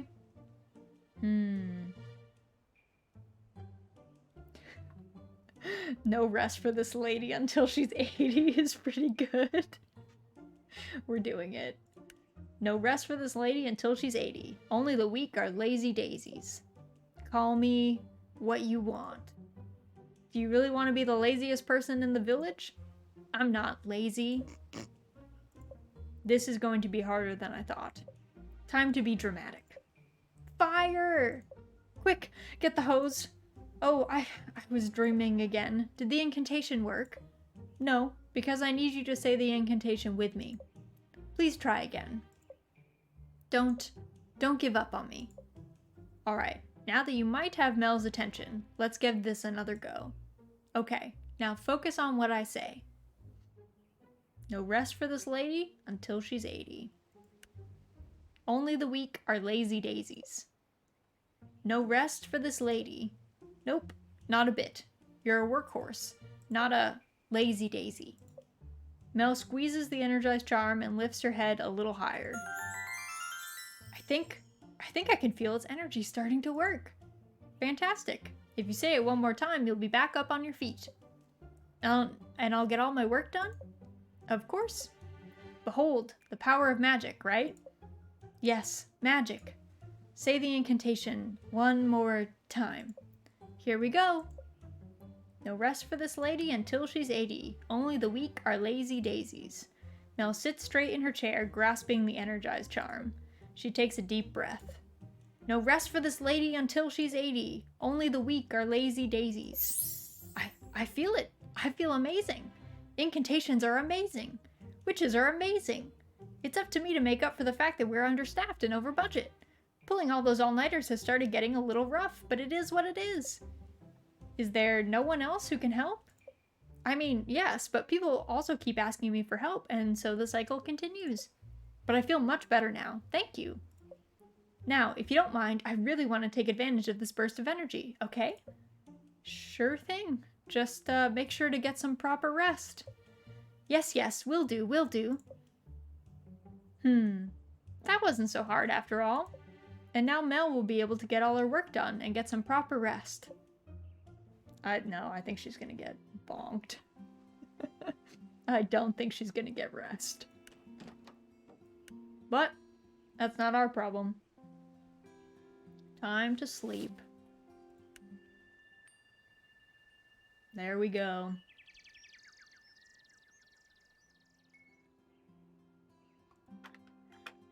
What do we got? Dear Raz, I feel as if there's so much I want to say, and yet I can't bring myself to say it.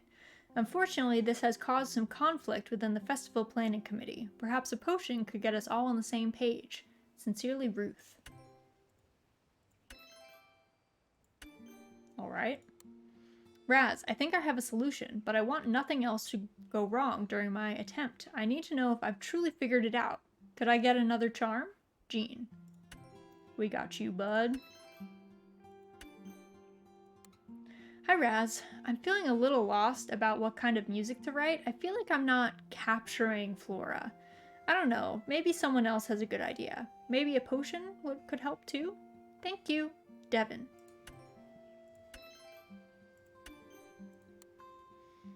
Let's see if Ramsey has anything for us.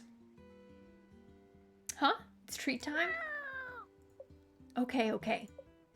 One crow treat coming up. Now that's enough for today. Gran says too many treats are bad for your beak. Alright. Let's see. I'm still confusion. Oh, there we go. It wouldn't let me put that down yesterday. Didn't want me to decorate my altar. I see how it is. Do our 1-card spread. Judgment. Ooh. Self-awareness, resurrection, maturity, rite of passage.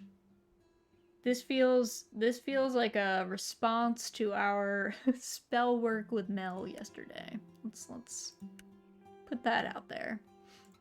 Let's see, what day is it? It is the 6th today. Let's see. Go out to our garden. Check on everything. Snip. These are all the plants that take 2 days to come back, but you can like instantly bring them back with compost, and we've been stocking up. Just in case. You make compost with weeds. I actually didn't make any compost yesterday, so I think we have like an excess of weeds to make into compost today. Oh yeah, this one was like dead yesterday, so I might have to use some compost on that actually.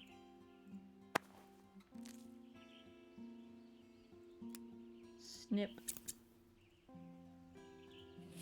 Alright, we'll water these.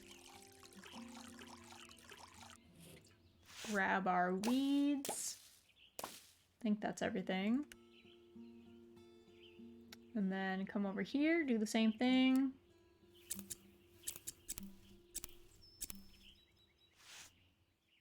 Weeds.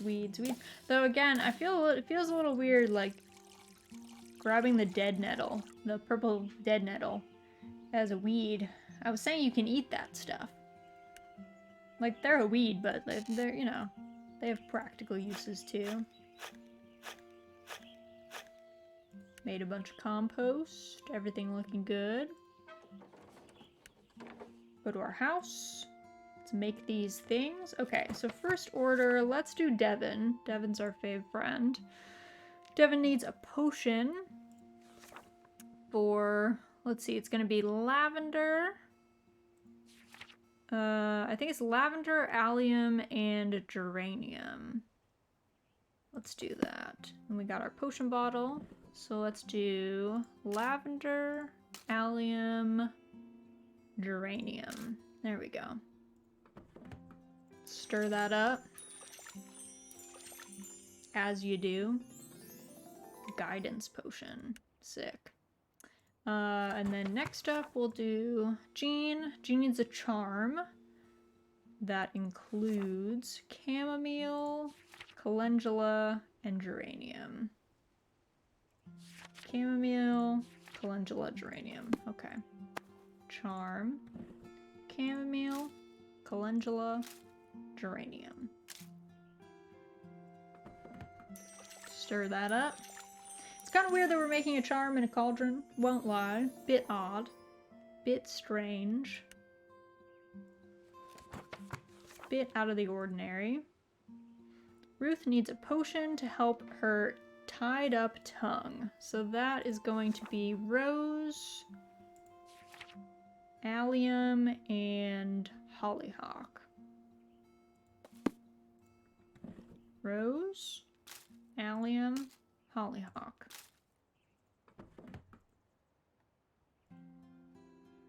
Is that not right? Rose, allium, hollyhock, potion? Do.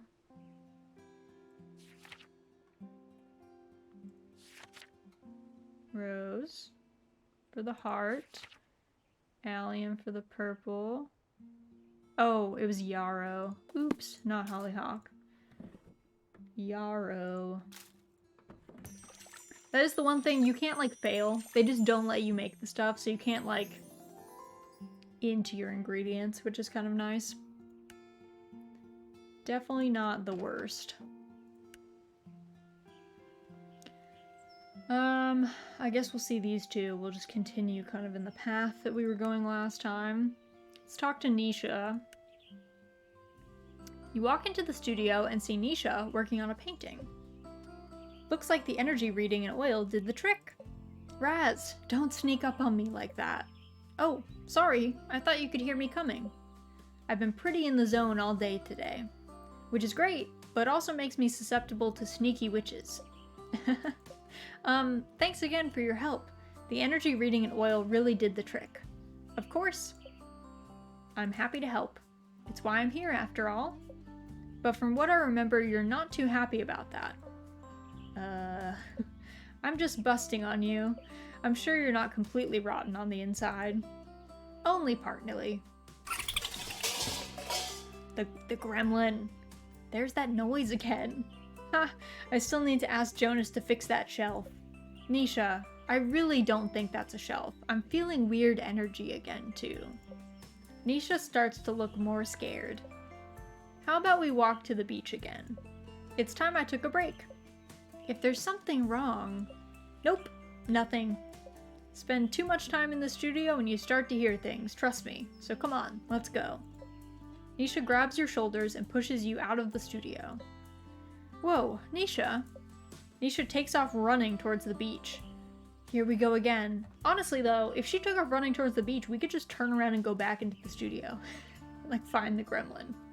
That's what I would do. I'd be like, alright, peace. Let me go check this out. You run after her and quickly realize you are so out of shape. You get to the beach completely out of breath, but Nisha is fine. Ah, good. The sea. You both stand silent for a little while as you watch the waves. You take a little glance over at Nisha. She seems lost in thought. You wonder if you should say something. Seagulls are rats with feathers. Both are very clever. Maybe too clever for their own good. Sounds like someone else I know. Who's that? A secret. What? You're not gonna tell me? Not this time. Suddenly Nisha looks serious. I'm worried about Gran. Why is that? She's just been acting odd recently.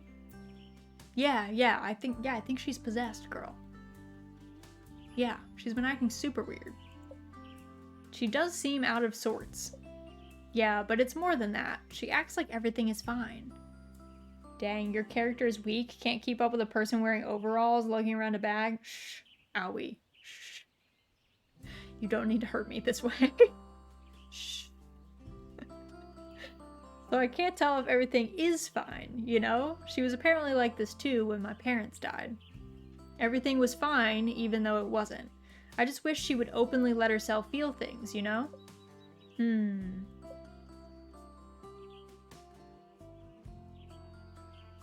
We're just gonna shrug. If she doesn't talk, is it your problem? I know managing Gran's feelings shouldn't fall on me. I guess I feel like I owe happiness to Gran to make up for everything she's been through. But I can't tell if she's really proud of me or not. She's always been fine with me, with the village, with everything. Oh geez, what am I saying? This is so embarrassing. I didn't think I'd talk so much about this.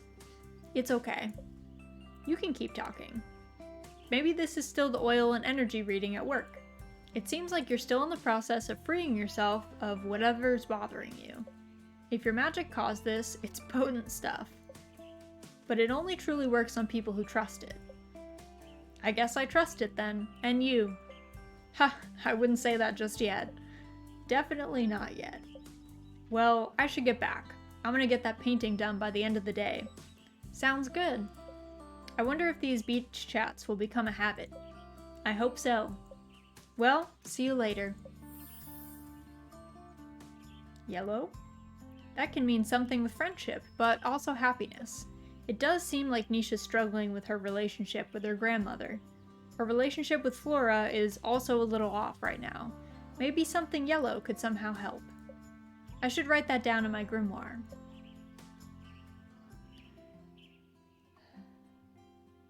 But I do because I want to. Shh. Alright, let's talk to Devin. We have a delivery for Devin. You walk up to the music studio door and hear some music from inside. I could go with an acoustic guitar, but I always go with an acoustic guitar. Does that mean that's my style? Or that I never innovate? Classic Devin having a classic crisis. Does someone need a spell? Oh, do you have it? Let me see. Here you go. Let's see. Guidance potion. Here you go. So, how goes the music? I'm not really sure. I think I've got the basic melody down, but the overall tone and arrangement still feel off. Ruth and Mel want to hear what I've got so far today, and I'm terrified they will hate it. It sounds like you've got a melody. Isn't that enough? I don't know.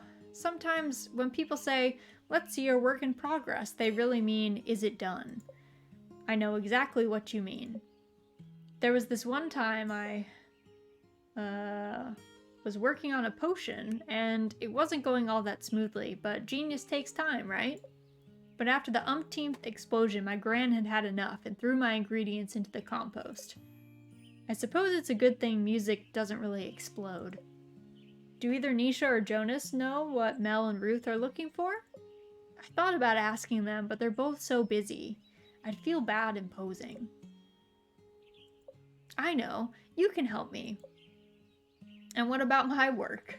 Oh, right. I just figured since you're already here. Just kidding. I'm happy to help. I don't know much about music, to be honest. That's fine. I just need help figuring out what kind of music best represents Flora. I'll start by asking you a few questions, if that's alright. Sure, I guess. Do you know what Devin could do to spice it up? Get an electric guitar. Devin is super relatable. Also, I think this is like modern, like everyday. I don't know. I don't know how much technology they have. But it seems like they're pretty modern in a lot of ways. So they might have an electric guitar. Maybe. I don't think Devin would say acoustic guitar if electric didn't exist. Let's put it that way. Sure, I guess. Wait, let me take this guidance potion first so I can get the most out of this.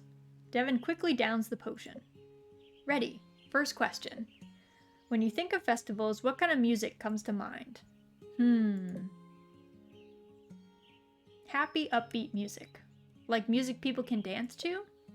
Or just puts you in a good mood?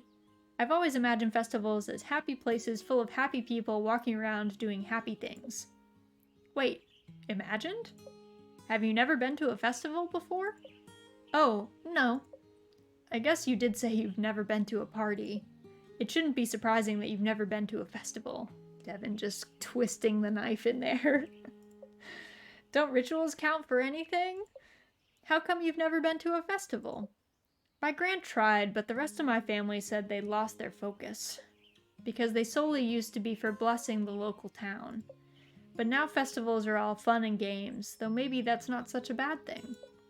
What's your favorite part about festivals? That's a big question. The music is always great, mainly because it's local musicians. Then there's the food. Candy apples, fritters, ice cream, donuts, cotton candy. Oh, my mouth is watering just thinking about it. And then there's the carnival games, and the petting zoo, and the... Oh, I'm rambling, aren't I? No, no. It's nice learning more about you. Oh, I'll definitely have to show you around the festival then. Yeah, that'd be fun. Anyways, I got us distracted. I have another question for you.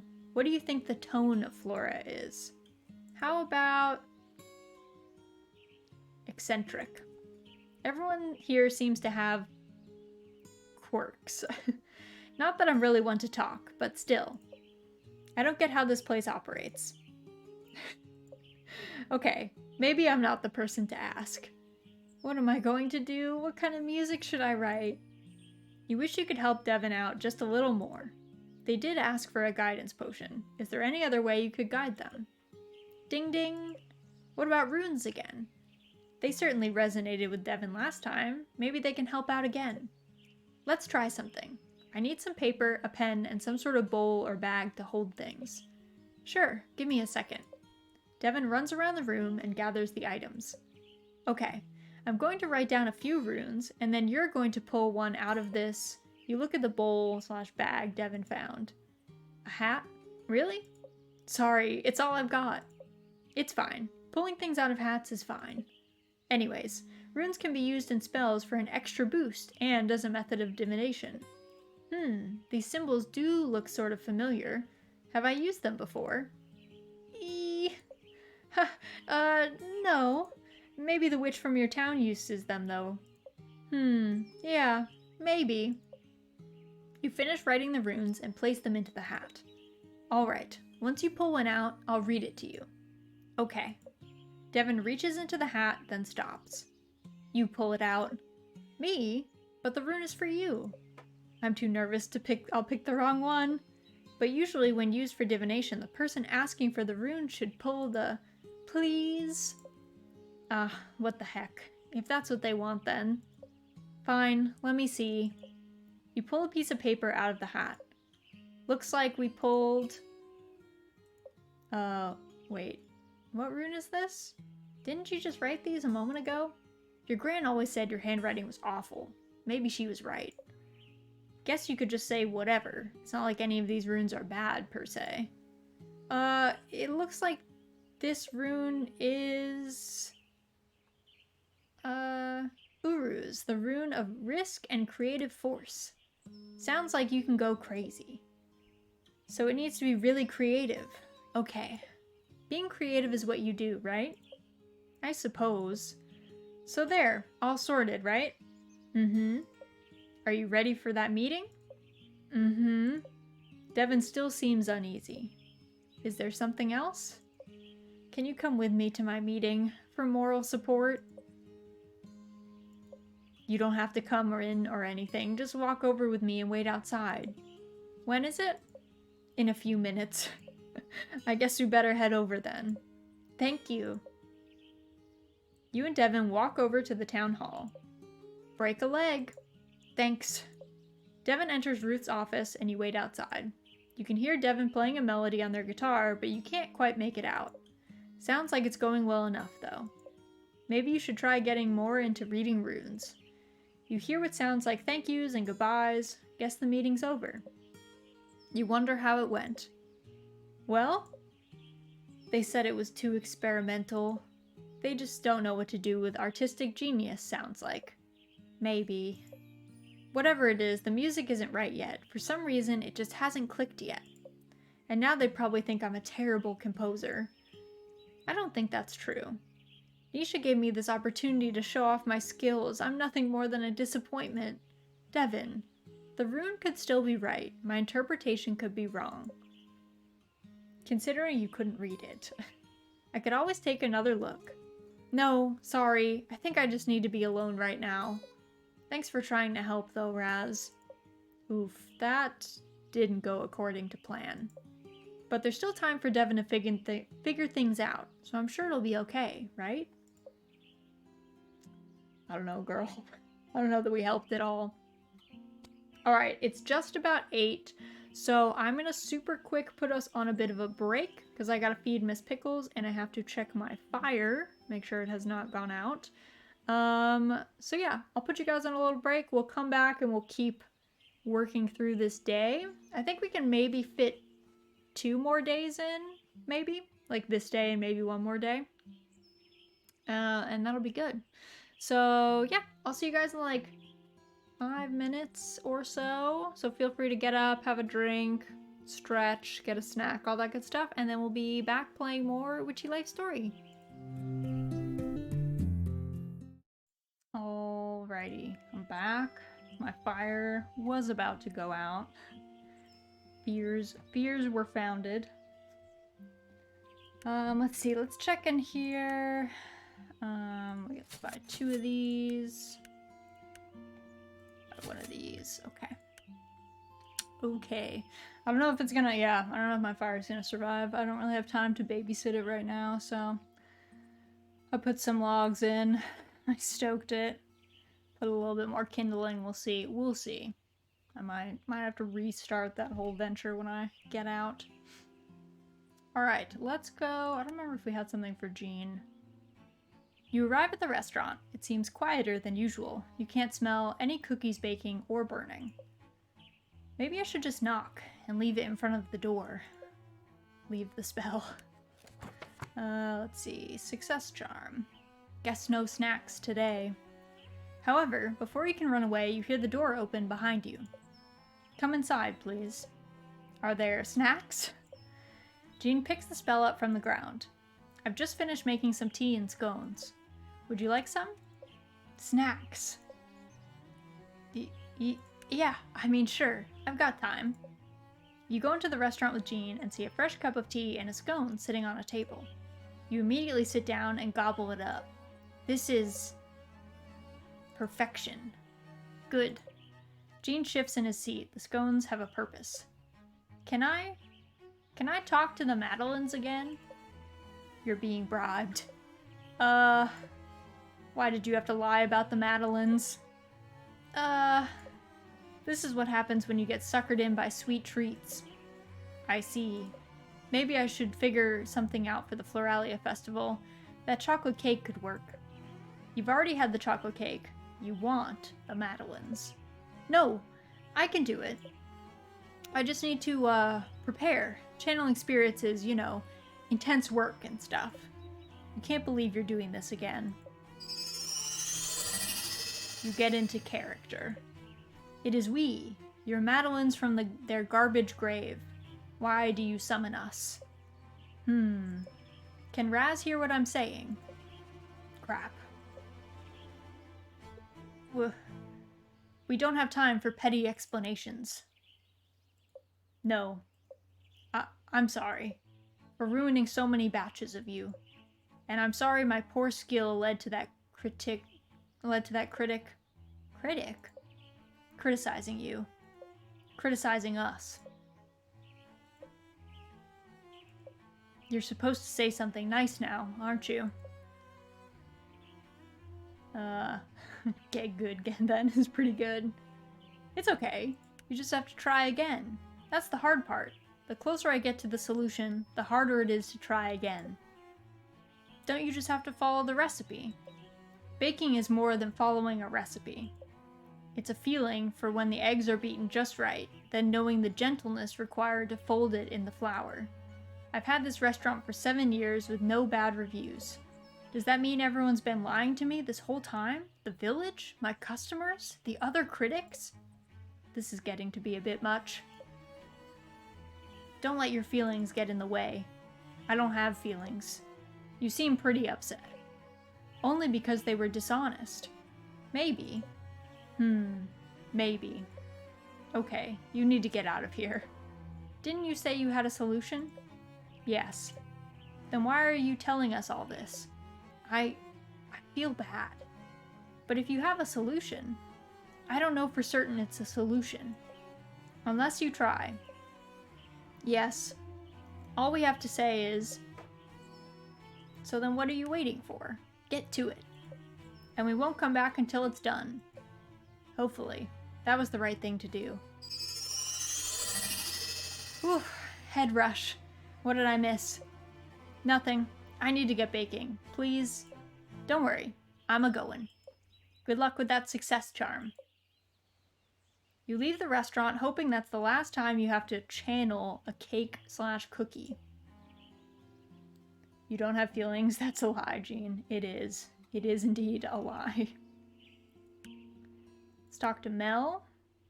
Time to see if those incantations got Mel in tip-top shape. You walk up to the front door and knock. The door is flung open. Ah! Raz, perfect timing. Mel does not look very... I know you said to stop those rituals, but I was wondering if you could help me with one teensy tiny little... No, you need to rest. But I can't be a lazy daisy, Jean. I can sleep when I'm 80. Wasn't Raz's charm supposed to help with that? Well, yes, but you see we also recited some incantations yesterday. Incantations? Yes, incantations, and I think they did the trick. That sounds like a lot of magic. I know, isn't it wonderful? But then I had the thought of why stop there? If I do my ritual on top of Raz's magic, it might make a multiplier effect. I think you just need to rest. But with magic, I won't have to. Isn't that right, Raz? Oh no. We're just gonna shrug.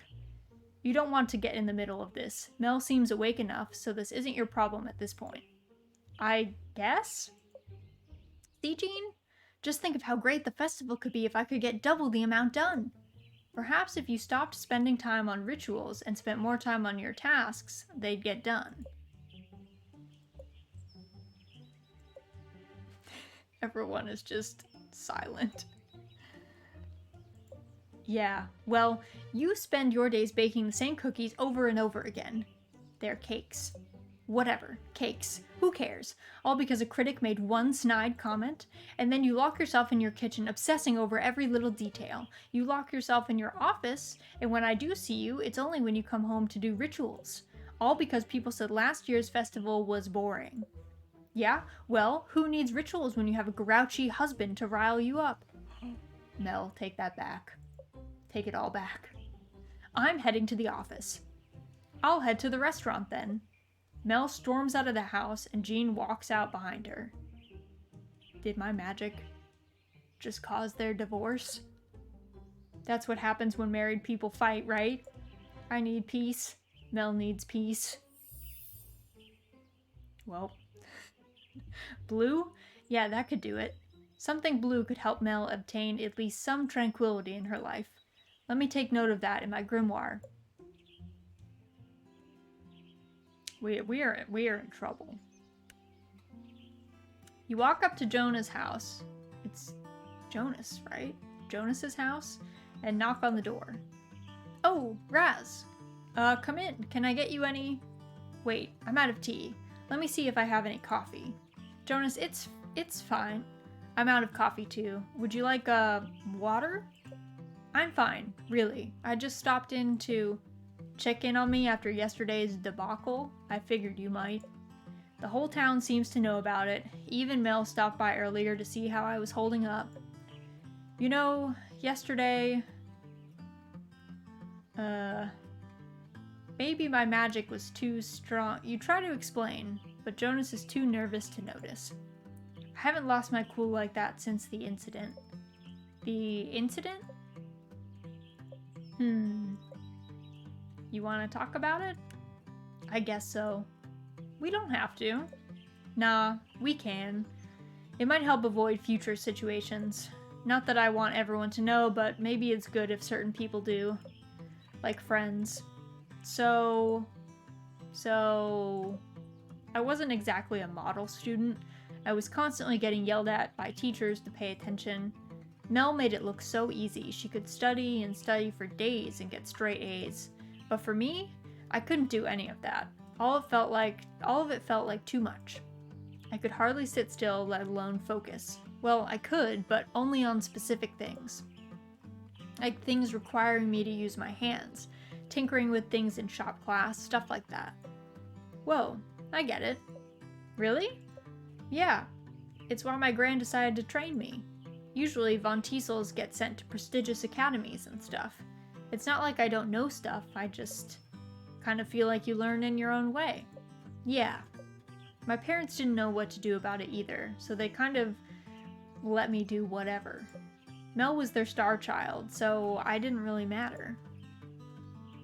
But Mel was never like that, even though she struggled with me sometimes too. We're just wired so differently, but I could always tell she believed in me. Well, Mel and Jean. So when the incident happened, everyone realized that I needed something different. And what was the moment? I was sitting in class and the teacher was teaching us something, but the other students behind me were talking, and there was construction outside, and one of the lights was... Some students noticed I wasn't okay, so they crowded around me and they kept asking me question after, "Are you okay, Jonas? What's wrong?" I know they only meant well, truly I do, but it was too much.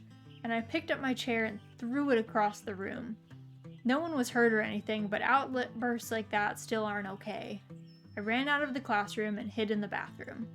Eventually they found me and contacted my parents, but everyone was at a loss on what to do. I visited Mel to try and talk to her about it, but she got angry with me too, mostly because she felt disappointed. All this time defending me, and then I go and do that. Then Gene stepped in. He brought up my interest in putting things together. He mentioned the local builder in Flora was looking for an apprentice, and I should consider it. I blurted out yes. Mel lit up too, and she took me to see the builder the next day. The rest is history. So, yeah, that's the story. Wow. That was a lot. But I get it. The more I get to know people, the more I realize everyone is just constantly figuring things out. Like, does anyone know what they're doing? Right? I ask myself that all the time. And then I'm in charge of ensuring everything's built for the festival. And I'm in charge of ensuring everyone can function. Why are we in charge of anything? I don't know.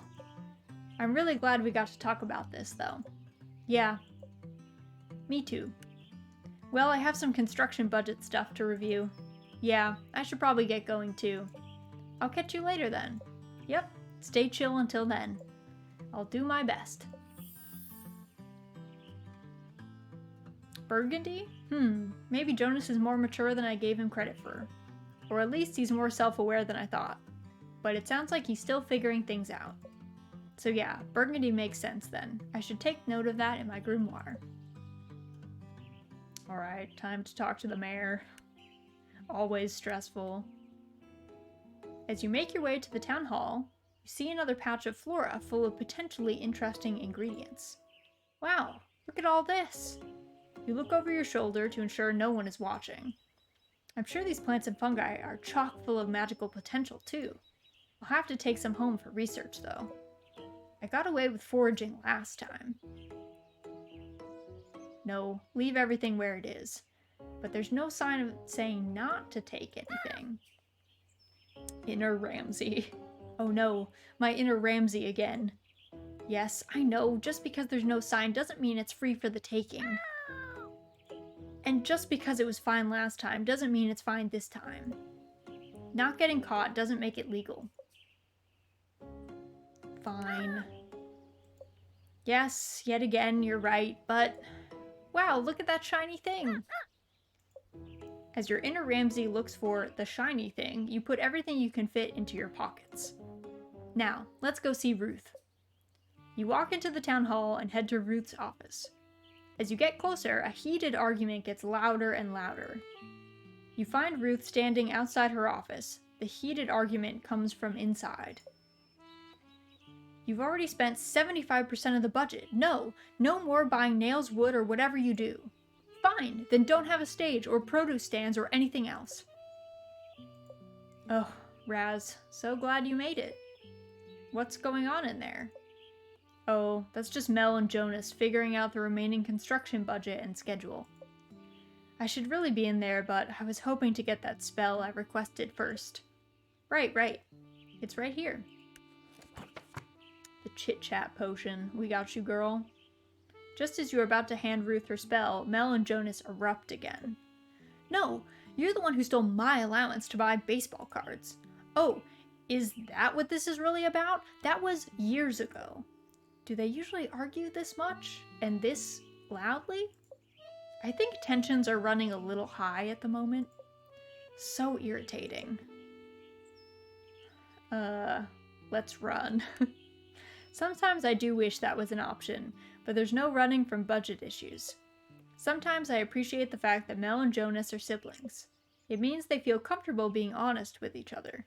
The only problem is they can be too honest with each other. They sound like a lot to handle. Perhaps, but it's also my responsibility to ensure blow-ups like this don't happen. This could have been avoided if I had communicated my vision more clearly. I mean,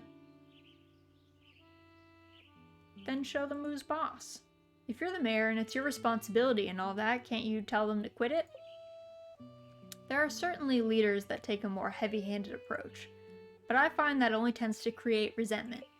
Figuring out how to handle situations like this is all part of my responsibilities.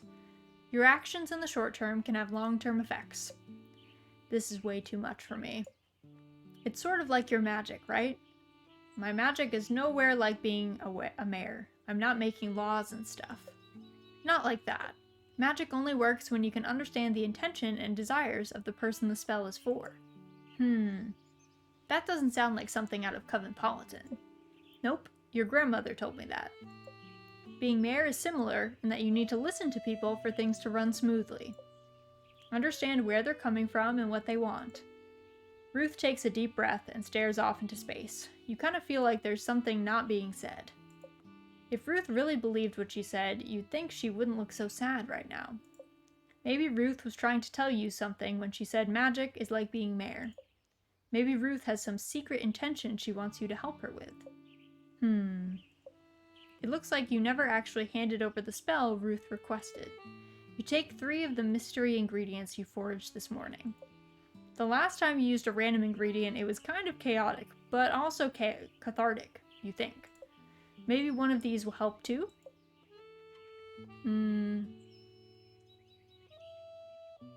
These leaves look interesting.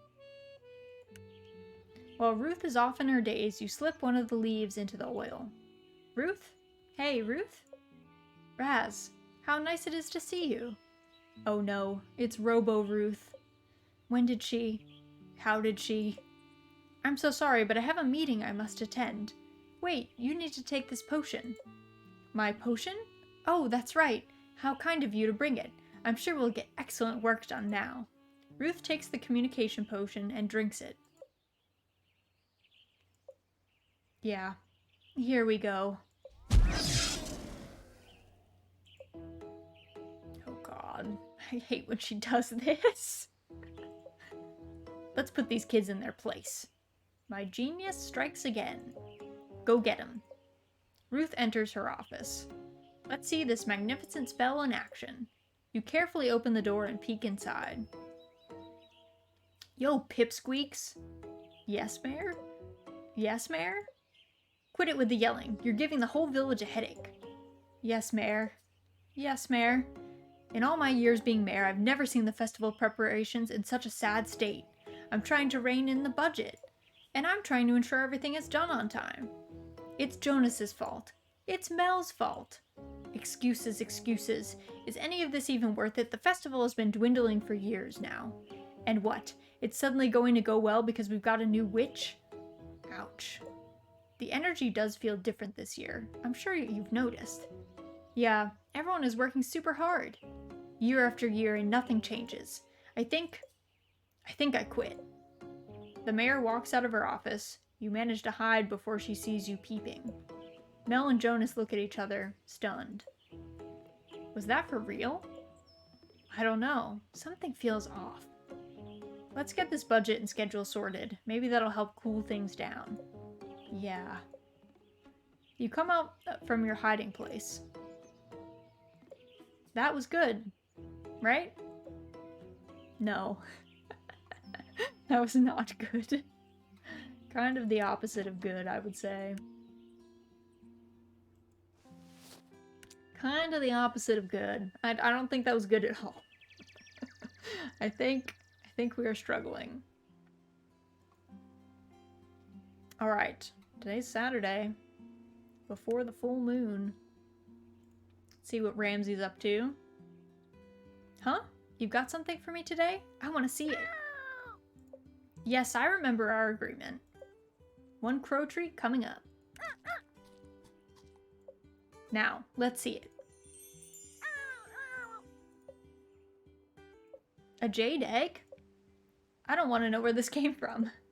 I guess I'll keep this for something later. It'd be a waste not to. Alright, let's do our check. Our 1-card spread. Wheel of Fortune. Consequence of our actions, cycles, adapting, change, flow. Alright, not the worst card to pull. Let's see about these. Hey Raz, don't worry, this time it's nothing a positive attitude can't fix. But could I get help with a positive attitude? Nothing could make me happier than some incense. Best regards, Mel. We got you, girl. Yo, Raz, I need something special. For a potential special someone. Like, to meet. I'm trying to go all out, alright? A charm for some charm? Jonas. There we go. Hey, Raz, sorry for being vague, but if they read this, they might try something. I'm through with dealing with them. I just want some peace and quiet. You need to get away from me. You need to get them away from me. Send incense. Also, keep this a secret. Nisha. Girl, do you have a gremlin in your studio? Because I think you do. I think you do. Alright, we'll water all these friends. Do some weeding. Has Nisha finally decided to exterminate her goblins? I think she has, Lore. I think she has. I think she's finally seen reason. Took her long enough, but it's happening. Also, how you been? Hope your Tuesday is going well. But yeah, I don't know, she's had those for a hot minute and has been very, like, weirdly protective of them, even though they're clearly menaces. So, I guess now is time. Busy, busy, busy. That sucks. Are you trying to just get stuff done before the Thanksgiving holiday? I shouldn't really talk. I had stuff to do today, but I was sick because I was off sick today because I got food poisoning last night. It was pretty bad. Pretty unfun. 0 out of 10 experience, I would say. So I kind of just laid in bed all day, feeling awful. So I guess I had stuff to do that just didn't get done. Alright. Thanksgiving, and then Opie and I are attending my cousin's wedding on Saturday. Oh, nice. That sounds stressful, though. Having a wedding the Saturday after Thanksgiving feels bold. That feels stressful. Alright, Mel needs lavender, yarrow, and hollyhock in incense. Lavender, yarrow, hollyhock. Stir that up. Optimum incense. Optimism. I guess not optimum. That is a internet service provider. Jonas needs a charm for some charm. You. My cousins were always were eccentric. Wouldn't expect that kind of madcapery from this one. But my god, she's making it happen.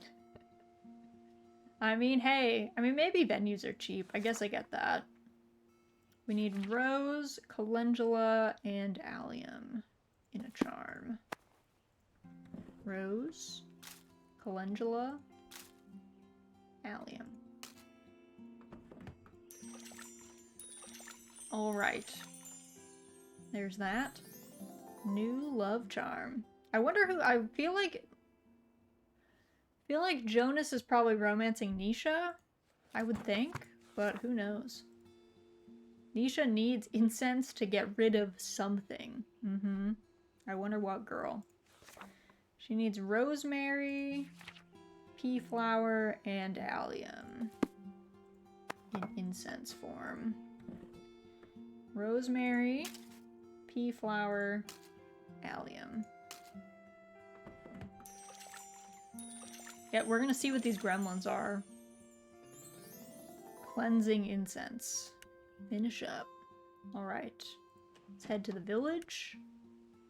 Nisha. What's up, girl? My take on the wedding is that they are taking advantage of family being in for the holidays, which makes sense, but man, is it a lot. Yeah, exactly. Like, I get if everyone lives far away and you think it's kind of an imposition, like that not everyone would be able to make it to your wedding, but I don't know. I feel like stacking it on top of another holiday is like extra stress.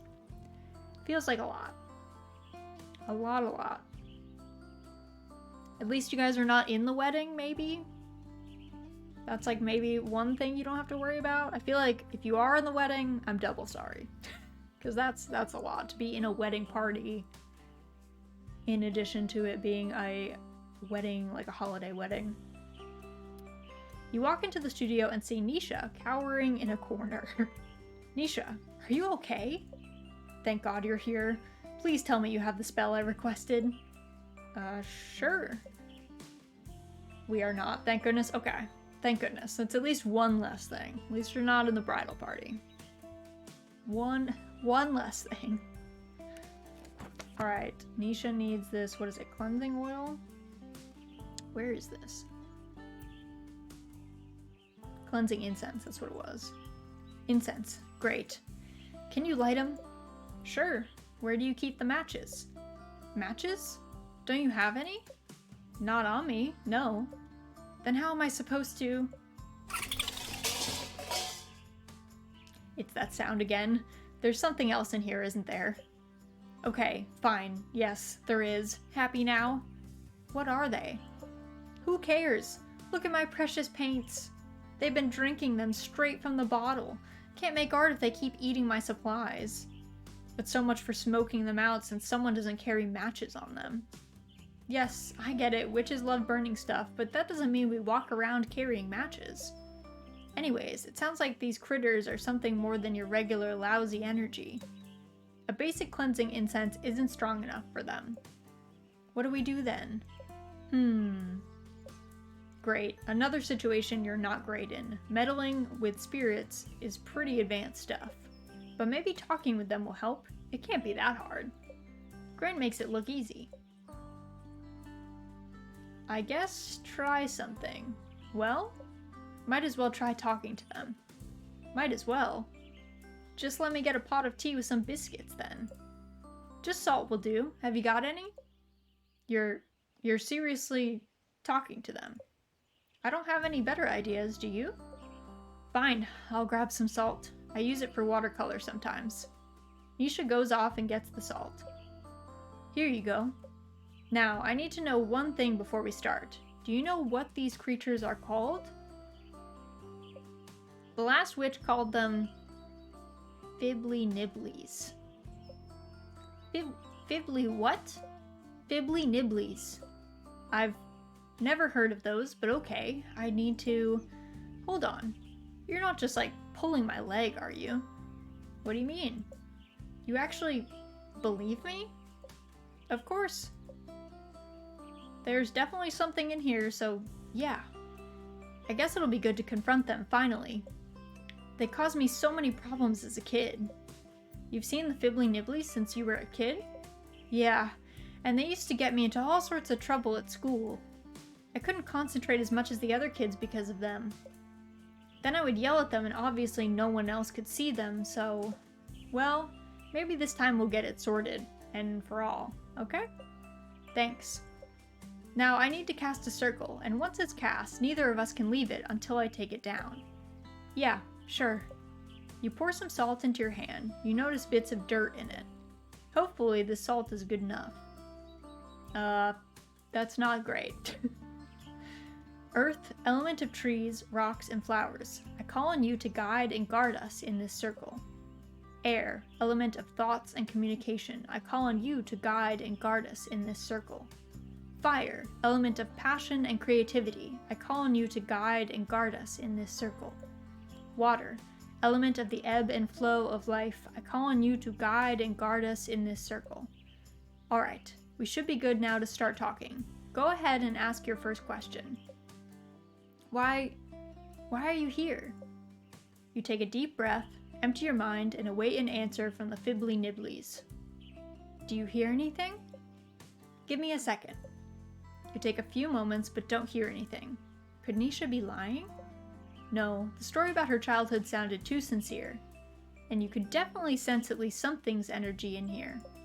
You listen for a few more moments when... I think I hear something. Really? What are they saying? I'm not sure. They're speaking in a language I feel like I almost understand, but don't. Ugh, they're doing that again? They talk like that when they're extra annoyed. You can understand them? If you can talk to them, then why am I doing this? I can't talk to them when they're like this. That's why I need your help. You get the feeling there is more going on here than Nisha's telling you. Let me see what I can figure out then. Any information, even slightly wrong, is good information, right? You think you hear them saying, they want to help. Help? All they do is terrorize me. Maybe they think they're helping. I would love to know their definition of help. So far, all they've done is sabotage any semblance of my reputation in this village. It doesn't matter what they want. What will make them go away? You feel like you just barely understand what they're saying. They might be crying. For real? I mean, if they could learn to behave, they could stay. And what does behave mean? Stay out of my way? Be quiet? No eating paint? You're not getting much out of this, conversation. You can sense the Fibbly Nibbly's presence, but you still can't completely understand them. Maybe you need to take another approach with Nisha and her little spirit friends. Raz, what am I supposed to do? You don't know. Become friends. Maybe?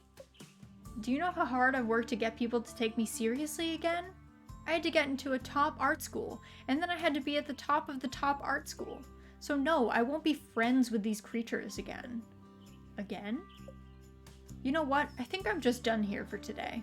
I'm going to go home and work there. I've got too much to do to be dealing with this. Nisha turns to walk out of the circle. Nisha, wait. The circle. I need to take it. Before you can stop her, Nisha steps out of the circle. You can hear the sobbing of the Fibbly Nibblies. Raz! Suddenly, a tornado of art supplies starts flinging paint across the walls. Thunderclouds of glitter explode. It rains charcoal and pastels. Run! You both manage to escape the art studio in one piece, though you are a bit of a mess. Let's wait for things to settle down. We'll come back later to clean up the mess. It doesn't matter. All my art supplies are ruined now. I'm not getting the mural done for the festival. Nisha runs off towards home. You think about chasing after her for a second, but maybe she needs some time alone. Maybe trying to talk to the Fibbly Nibblies wasn't such a good idea after all. Alright, well that was dramatic. The One Piece is real. The One Piece is real. Alright, let's talk to Devin. Devin is more chill. Ugh, I kind of don't want to go in there. I won't blame Devin if they still want to be alone. You knock on the door. Come in. You enter the music studio. Devin still looks pretty down. Oh, Raz. I thought you could use some company. Want to sit? You and Devin take a seat on the couch. You both just sit there in silence for a bit. Devin put their head on your shoulder. I'm sorry about yesterday.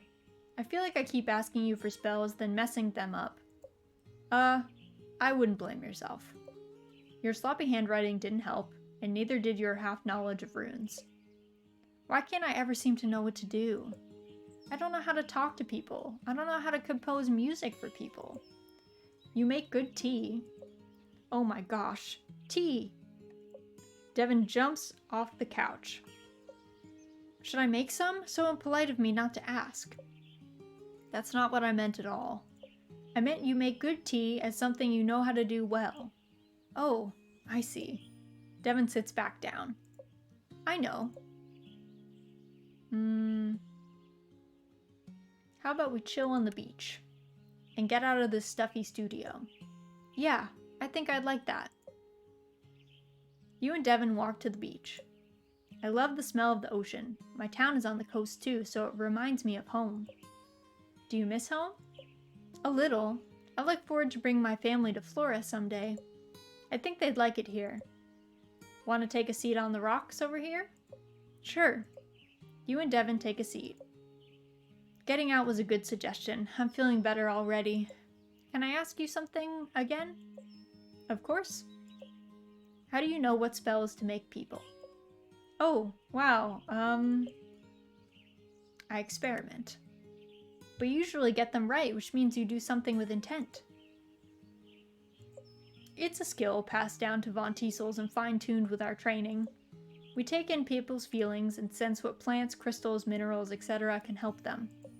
The more experienced a Von Tiesel witch is, the more precise they can be. That includes experience with people's feelings, but also the natural world. The more you can dig into someone's feelings, and the more knowledge of Mother Nature's materials, the more you have to work with, I see.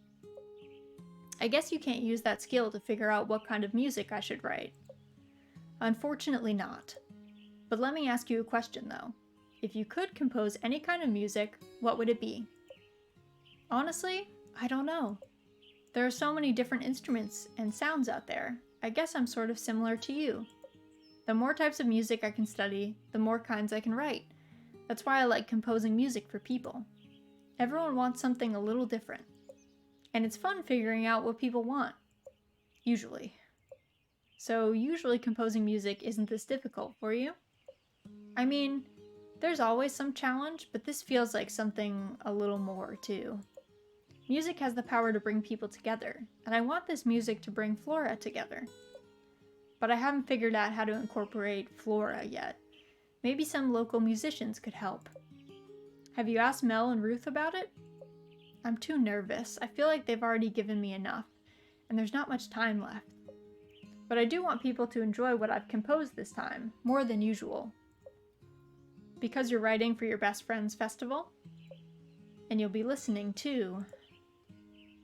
Oh, we got the blush. Do you not want to hear? Of course I do. I just don't want you to stress out about me at all. I want you to compose whatever makes you happy. When you're happy, I'm happy. Thanks, Raz. Nisha isn't the type who would ask you to compose music if she didn't think you could do it. That's true. From what I can tell, she loves this village. Chances are she wanted to ask someone she could trust. At least, that's what I would do. I might have ruined that trust after yesterday. But beating myself up about it won't help anyone. Might as well head back to the studio and try again. I'm sure you'll figure it out. I guess we'll see. Thanks for walking with me, though. I know I'm pretty down, but it did help cheer me up. I'm glad. Good luck with the composing. The sun. Yeah, creativity and optimism is just what Devin needs. Let me write that down in my grimoire.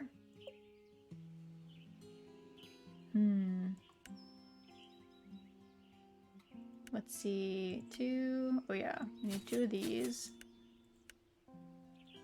There we go. I'm wondering if I should just buy things as I need them, but that would be like an extra trip to the village every day. I don't know.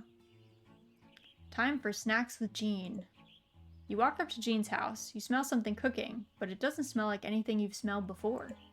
You knock on the door and Jean opens it. Perfect timing. Come to the kitchen. Yes. You follow Jean to the kitchen and smell cheesy, buttery goodness. Would you like a grilled cheese sandwich? A grilled cheese sandwich? What's that? What's that? First we didn't have mac and cheese, now we have never had grilled cheese? How are we alive? How are we living? We're not living. Actually, I'm gonna declare, we're not living.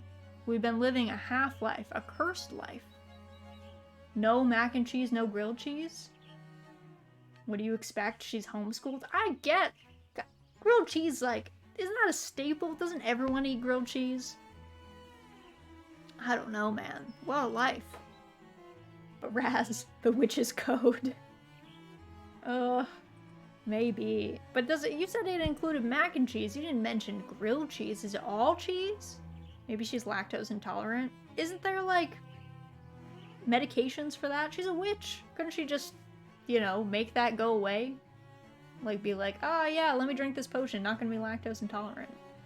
Oh my god, this girl. What's that? You've never had... Jean slams a plate in front of you. On it is a sandwich of melted cheese. It looks greasy. Eat it. Okay. You take a bite. What is this? This melted cheese with crusty yet buttery bread charred to perfection. Before you know it, it's all gone. Delicious, right? Delicious is an understatement. Are you a kitchen witch? Have you really never had grilled cheese before? If food doesn't have some sort of magical intention behind it, there's no point in eating it. At least that's what my family says. Though I suppose my gran was a bit more relaxed on that concept. Want to learn how to make it? You teach me such an advanced technique? It's not advanced. Anyone can make it. I doubt that. Let me show you. You walk over to the stove. All Jean does is slice some bread, butter it, put some cheese on it.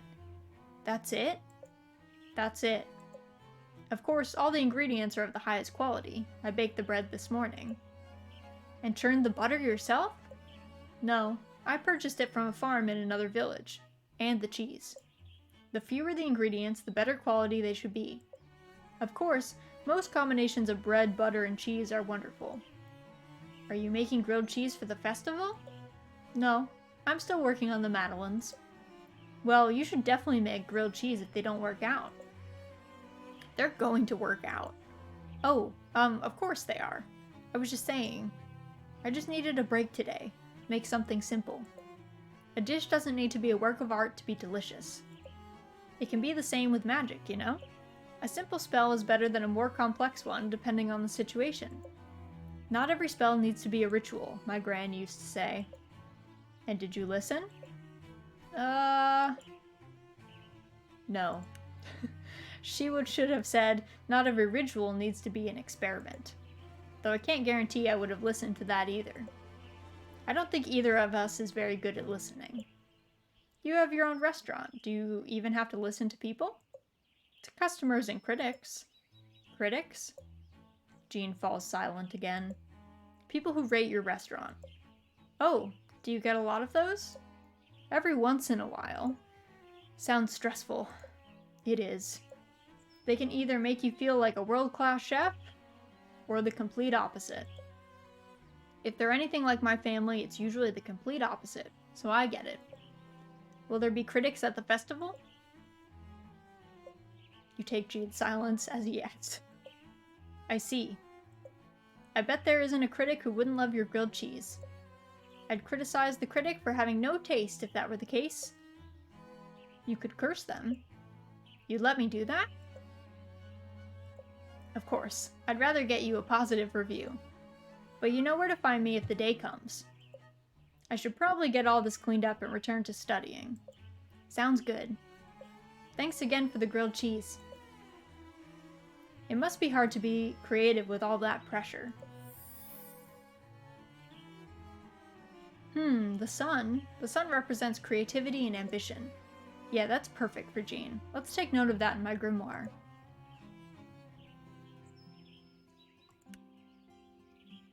You arrive at Jonas's home. You can smell the stench of way too much cologne emanating from the door. I don't think there's a strong enough love spell to overcome this amount of cologne. Jonas, are you alive in there? Jonas stampedes to the door. Yes, it's spell time. More like smell time. Is all that cologne really necessary? Miss Pickles, why are you yelling? Come here. Come here. What happened? Why are we screaming? Hello. Hello. Small bean. She's yelling. She's hollering. Do you have my spell or not? Just saying. Here you go. Yeah, we really got him on that one. The smell time. Very, very witty of us. Definitely got him. New love charm. Sweet deal. All right, gotta go. Not so fast. First, you've got to tell me something. Who's it for?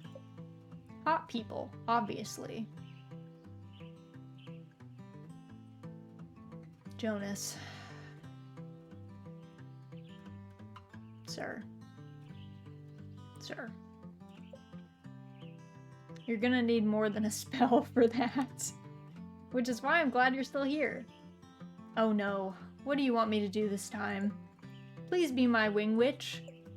Right, a wing witch. And what exactly does a wing witch do? Helps me pick up hot people. Don't you have a festival to build? Yeah, but Mel said maybe I need a break after the other day. Yeah, we are the wing witch. Mel, we are so socially stunted. You would not want us as a wing witch. Like, we didn't have friends before we came to this village. We would not be a good wing witch, you know? We'd be more of a detriment. We are strange. Mel advised taking a break? Yeah, why? It's nothing. It's probably a good idea. Great. So I thought maybe you could use some more of those magic words then? Even though they only kind of worked last time. But it's not like I have a lot of witches to choose from, so... Raz is a perfect wing witch. She's so weird she automatically raises everyone else's attractiveness rating. Especially a traditional boy like Jonas. Yeah, I guess that's true. He is very normie. So in comparison, people will be like, you know what? He's not so bad. He is not so bad. Even if he is weird, he's not that weird. Yeah. True. I guess we do have that going for us. Take it or leave it, pal. I'll take it. What was that? Did you say something? What do I have to do? Get down on my knees and beg? Right, of course. Oh, great wing witch Raz, please say some magic words so that I may attract hot people. Great wing witch Raz has a nice ring to it. You guess you could spare some magic words for Jonas again. But is this really worth your effort, oh great one? Very well. How about this? May you find love that is as loyal as true.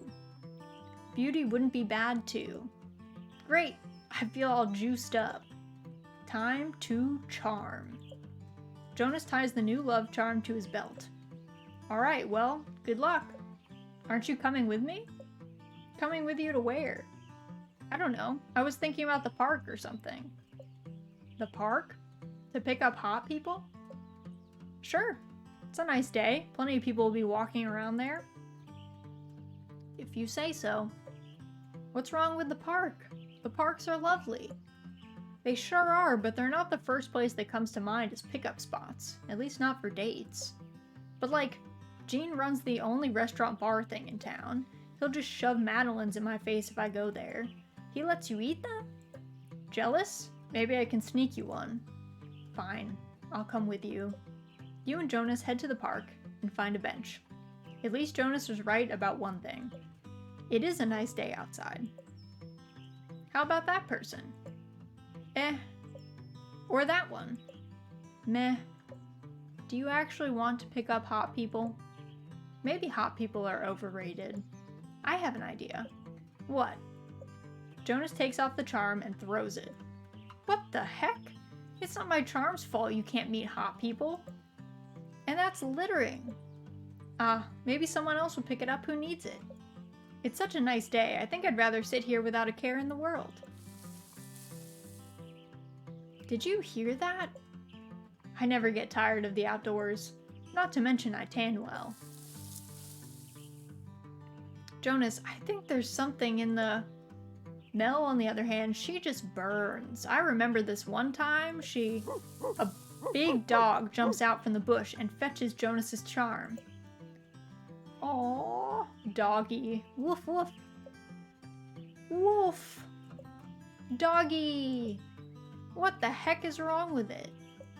Aw, he just needs some brushing and a bath is all. I wonder if he has a home. I don't see a collar. I get that they're trying to be inclusive, but saying hot people, but hotties would have served the same purpose and kicked up the himbo rating by at least 17%. That is true. The hot people was a little clunky, but so was Jonas, let's be real. Man missed a golden opportunity after throwing the charm. I don't need this charm. I already have who I'm looking for right here. We have never used the romance option with him, so he is correctly reading the signs that would not work out well for him. The dog is gonna get love. It is. He's your dog now? It is. Yeah, well, we said that his love should be as loyal as it is true. We summoned this dog. This was us. I wonder if he has a home. I don't see a collar. Does Flora have an animal shelter? Dog says no. Yeesh, sorry. No, of course. You don't want to go there. Of course not, buddy. Don't listen to the nasty witch. What are you gonna do then? Take him home? Yes. That was fast. When I commit, I commit. How about we get home and clean you up? That sound good, boy? Let's get going then. Just think, maybe him and Ramsey can be friends. A bird and a dog as friends? I'm sure that'll go well. What a great day, let's get going. Jonas walks off with the dog beside him. Maybe your charm worked after all. Alright, not bad. We'll talk to Mel. You enter Mel's office to find her sitting at her desk. Eek, you don't sound so good. In Cosmopolitan, it said if you smile, you instantly improve your mood. Achoo! I don't think this is a mood thing. Maybe Jean was right about the whole needing rest thing. But there are so many requests, demands, and favors. My schedule is already full to boot. But that's alright, because we have Achoo! Cosmopolitan says this is just part of exploring the quantum cycle. The interface between interconnectedness and insight. The future will be a perennial unfolding of synchronicity. Oof, head rush. Do you have that spell I requested? Yeah, sure. Let me get that. You sure you don't want cold medicine? Oh, it's just stress. But if I create a positive outlook on this quickly deteriorating situation before my eyes, then poof! Stress gone. Cold gone. Oof. I feel a little... Uh-oh. Here we go again. You may be ruled by stagnation without realizing it. Mel, I really don't think you're okay. And by not okay, you mean delirious. To embark on the vision quest is to become one with it. This is even worse than the other day. Have you found your myth? The infinite is calling to you via ultrasonic energy. What to do? What to do? I should light these incense. Mel tries to light match after match after match, but she just keeps dropping them. Why don't you let me do that? You take the matches and light the incense. Mel sticks her face right into the smoke and inhales. That is not how you use incense, girl. Girl. This is incense, not something that you're smoking. Excuse me. Ah, optimism. I need to figure out how to get her out of this sickness-induced craze.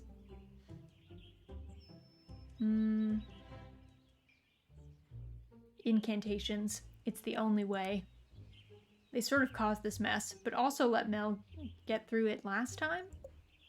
Honestly, you don't have any better ideas. Alright, Mel. I need you to focus. We're going to try incantations again to get you through all of this. Again. Yes, teach me your witchy ways. Repeat after me, just like you did last time.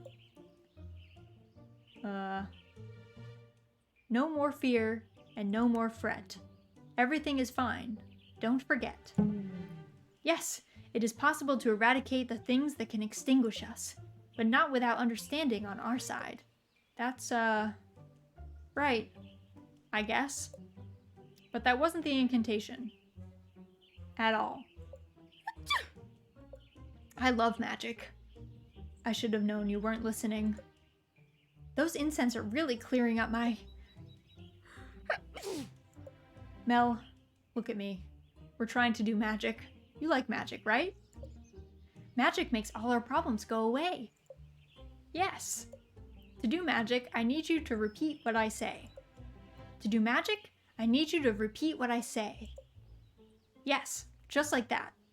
But not that. Repeat the incantation with full intention. Repeat the incantation with full intention. Okay, stop. Just look at me and repeat the following words. Okay, stop. Just look at me and repeat the following words. No more fear and no more fret. Everything is fine. Don't forget. No more fear and no more fret. Everything is... Don't forget when the alignment of the stars is correct. So close. How should you navigate this karmic stratosphere? Life form, look within and recreate yourself. I don't think I can do this, Mel. To embark on the journey is to become one with it. Today, science tells us that the essence of nature is peace. What do I do? Say some esoteric nonsense. Ahem. To follow the quest is to become one with it. By condensing, we exist. We must learn how to lead conscious lives in the face of stagnation. Soon, there will be an unveiling of well-being the likes of which the multiverse has never seen. Wow, it's like you write for Cosmopolitan. What the? Mel, you're supposed to be... What's going on here? Jeannie Pooh! Look, a writer from Cosmopolitan. Jean looks at you. Me? A writer? For Cosmopolitan? Come now, I can barely hold a pen. Fine. Yes, there's a fine line between mocking and playing along. But it's a fine line I feel confident in walking. It's Mel who's been spouting nonsense. I tried to help, but I didn't know what to do. Is that a crime? Maybe. Jean puts his hand on Mel's head. Oh, it's my Jeannie Pooh. Come on, Mel. Time to head home. Is there soup? Mm-hmm. Yay! Before Jean and Mel walk out the door, Jean stops and looks at you. By the way, it's not a crime to not know what to do. Jean carries Mel through the door and towards home. At least I tried? Alright, well, I don't know if that went super well, but it's done with. Now we have Ruth for our final chat. Yeesh, I'm a little nervous about seeing Ruth. That communication spell kind of went a little haywire. Though it did seem to do the trick, so maybe everything's okay. You knock on Ruth's office door. Yes? You enter the office. Hello? Hello, Raz. I'm glad you're here. Is something wrong? That spell from the other day. Oh no. It made me act so strangely. I got so mad. I said I'd quit, and I don't usually feel that way at all. I don't feel that way at all. But of course, I'm glad the budget got figured out, but my goodness, I'm the mayor. I can't act like that. Raz, is it possible to be allergic to magic? If you're possessed. Maybe. I don't think so. Maybe everyone is right. Maybe I am falling apart. Maybe you shouldn't have put in that secret ingredient. Nah, come on now, Ruth. They still got the budget done. Also, I think anyone would have done what you did the way they were behaving. Yes, but it wasn't exactly the healthy way to handle that situation. I feel like everyone is avoiding me now. I tried to see what I could help with, but everyone said they got it. Mel even cleared my schedule for me. Also, Mel did not look well. I don't want her taking on any more work. You should look in the mirror, Ruth. That sounds like a good thing to... And then Nisha cooked dinner last night and breakfast this morning. It's like everyone is treating me like a child. Getting old sucks. Ruth, language. It sucks. Do you know that what's really awful? I can't stop dreaming about going somewhere completely different with all this going on. Where I'm not the lady they all watch grow old and inept.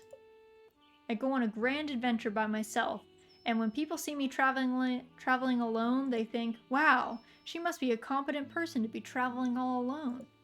And if they find me so interesting and ask me all the places I've been, and they tell me I should write a memoir, so I do. Wow. You should do it.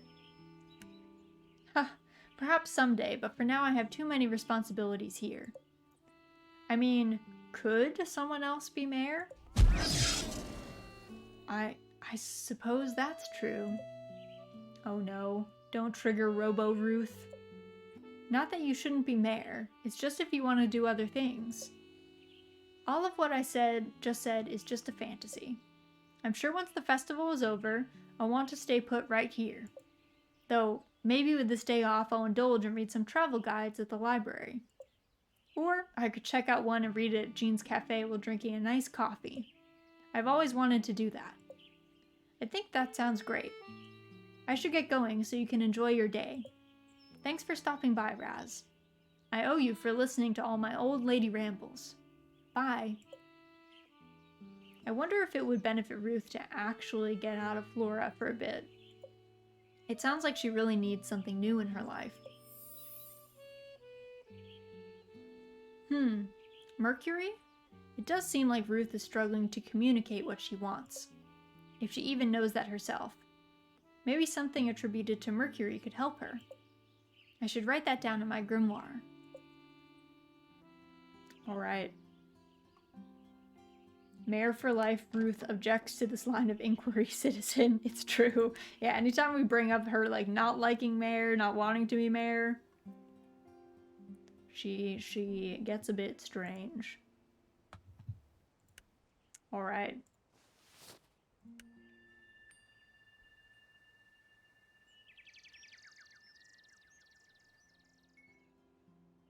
Okay. Tonight's the night, Ramsey. It's finally the full moon. Caw caw. All our work is going to pay off. And then we're out of here.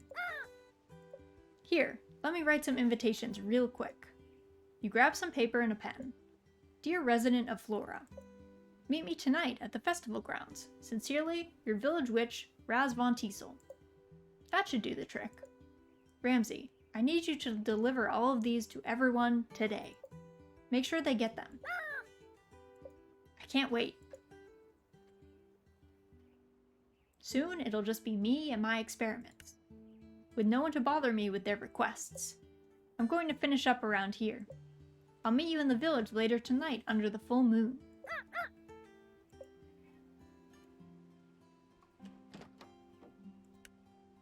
Trying to see... I wanted to see if the save symbol would happen, so let me do some snipping and stuff. Because like I said, it's like an auto-save game as far as I know. I don't know if there is a manual save. So I was like, oh, well, let's trigger some things that would cause that. Good evening, Raz. Hello. What's up, Mighty T? How you been? I was just about to end, actually. Okay. In theory, I saw the little sun symbol. So in theory, we're saved. Alright. Let me quit. Okay. Yes. Nice. Okay. Let me do some quick swapping. Let me change these up. This is our old schedule because last time my power went out and I wasn't able to change the schedule last time. So there we go. New schedule up and running. So while I'm taking a quick look, let me see if anyone is around, but this is our schedule for the week. It's a bit of a shorter week because of the holiday, so we're off on Saturday. So we do have... There's still Mahjong on Thursday. There is. I will be around, so I am still streaming. Obviously, if you are doing the Thanksgiving thing and you have things to do, do not feel pressured to come. You should spend time with other people. I am just happen to be free that day, so I will be streaming. So we'll still do Mahjong night on Thursday, and then Sunday we'll be doing Pioneers of Olive Town, which should be fun. We haven't done that in like a hot minute, to be honest. Let's see, what else? Let me draw my socials for anyone that needs them. Honestly, most of the time these days you get the most updates in Discord, but I do also post like the schedules and stuff on Twitter and Tumblr, and all the VODs except for Mahjong nights go up on YouTube. Let me see. Is there anyone that we know playing anything chill? That is what I want to know. Let's see. Let me take a quick look. I don't know what Devin is playing a game that I'm not familiar with. So let me check on her. But yeah, in the meantime, what else? I think so. We're reaching kind of the halfway point in this game, so I think it'll take 1 or 2 more play sessions of Witchy Life Story before we like finish it, which is good because that should line up really well with Akka, which is what I really wanted to play afterwards. Akka is like a life sim, farming sim about a red panda, and it looks extremely enjoyable. You can nap on a giant capybara, which I think should, you know, be included in every game. So that looks fun. Definitely is playing AI the Somnium Files, which I don't know anything about. But it has, I don't know, some of the dialogue reminds me of Witchy Life Story in that it looks goofy. Nap on a capybara? Yes, you can nap on a giant capybara. I'll put the trailer and stuff, the Steam page in the Discord after this, so y'all can see. AI Somnium Files is quite the game. Is it a scary game, Ness? Should I not be going over here? Is it spooky? Because we can always just end if we need to. If it's a horror game. It doesn't seem like a scary bit, but who knows? I'll write out our raid messages for now. It's not scary. It's intense and, in a sense, horror. Okay. Well, we'll go into that full knowing. If you need to stop, it seems like it's at like a goofy part, so it doesn't seem too crazy right now, but go into it knowing that it might not be as cozy as what we were just doing. Though, we got spooked plenty of times in Witchy Life Story because some people are scary in there. But thank you guys so much for coming out tonight. We're gonna go say hi to Dovely. I'm gonna start that raid now, but otherwise, I hope you guys have a great rest of your morning, afternoon, evening. I will catch some of you guys on Thursday for Mahjong. Otherwise, I'll see maybe some of the rest of you guys on Sunday for Pioneers of Olive Town. I hope you guys have a really nice holiday if you're celebrating anything, and otherwise, I will catch you guys later this week.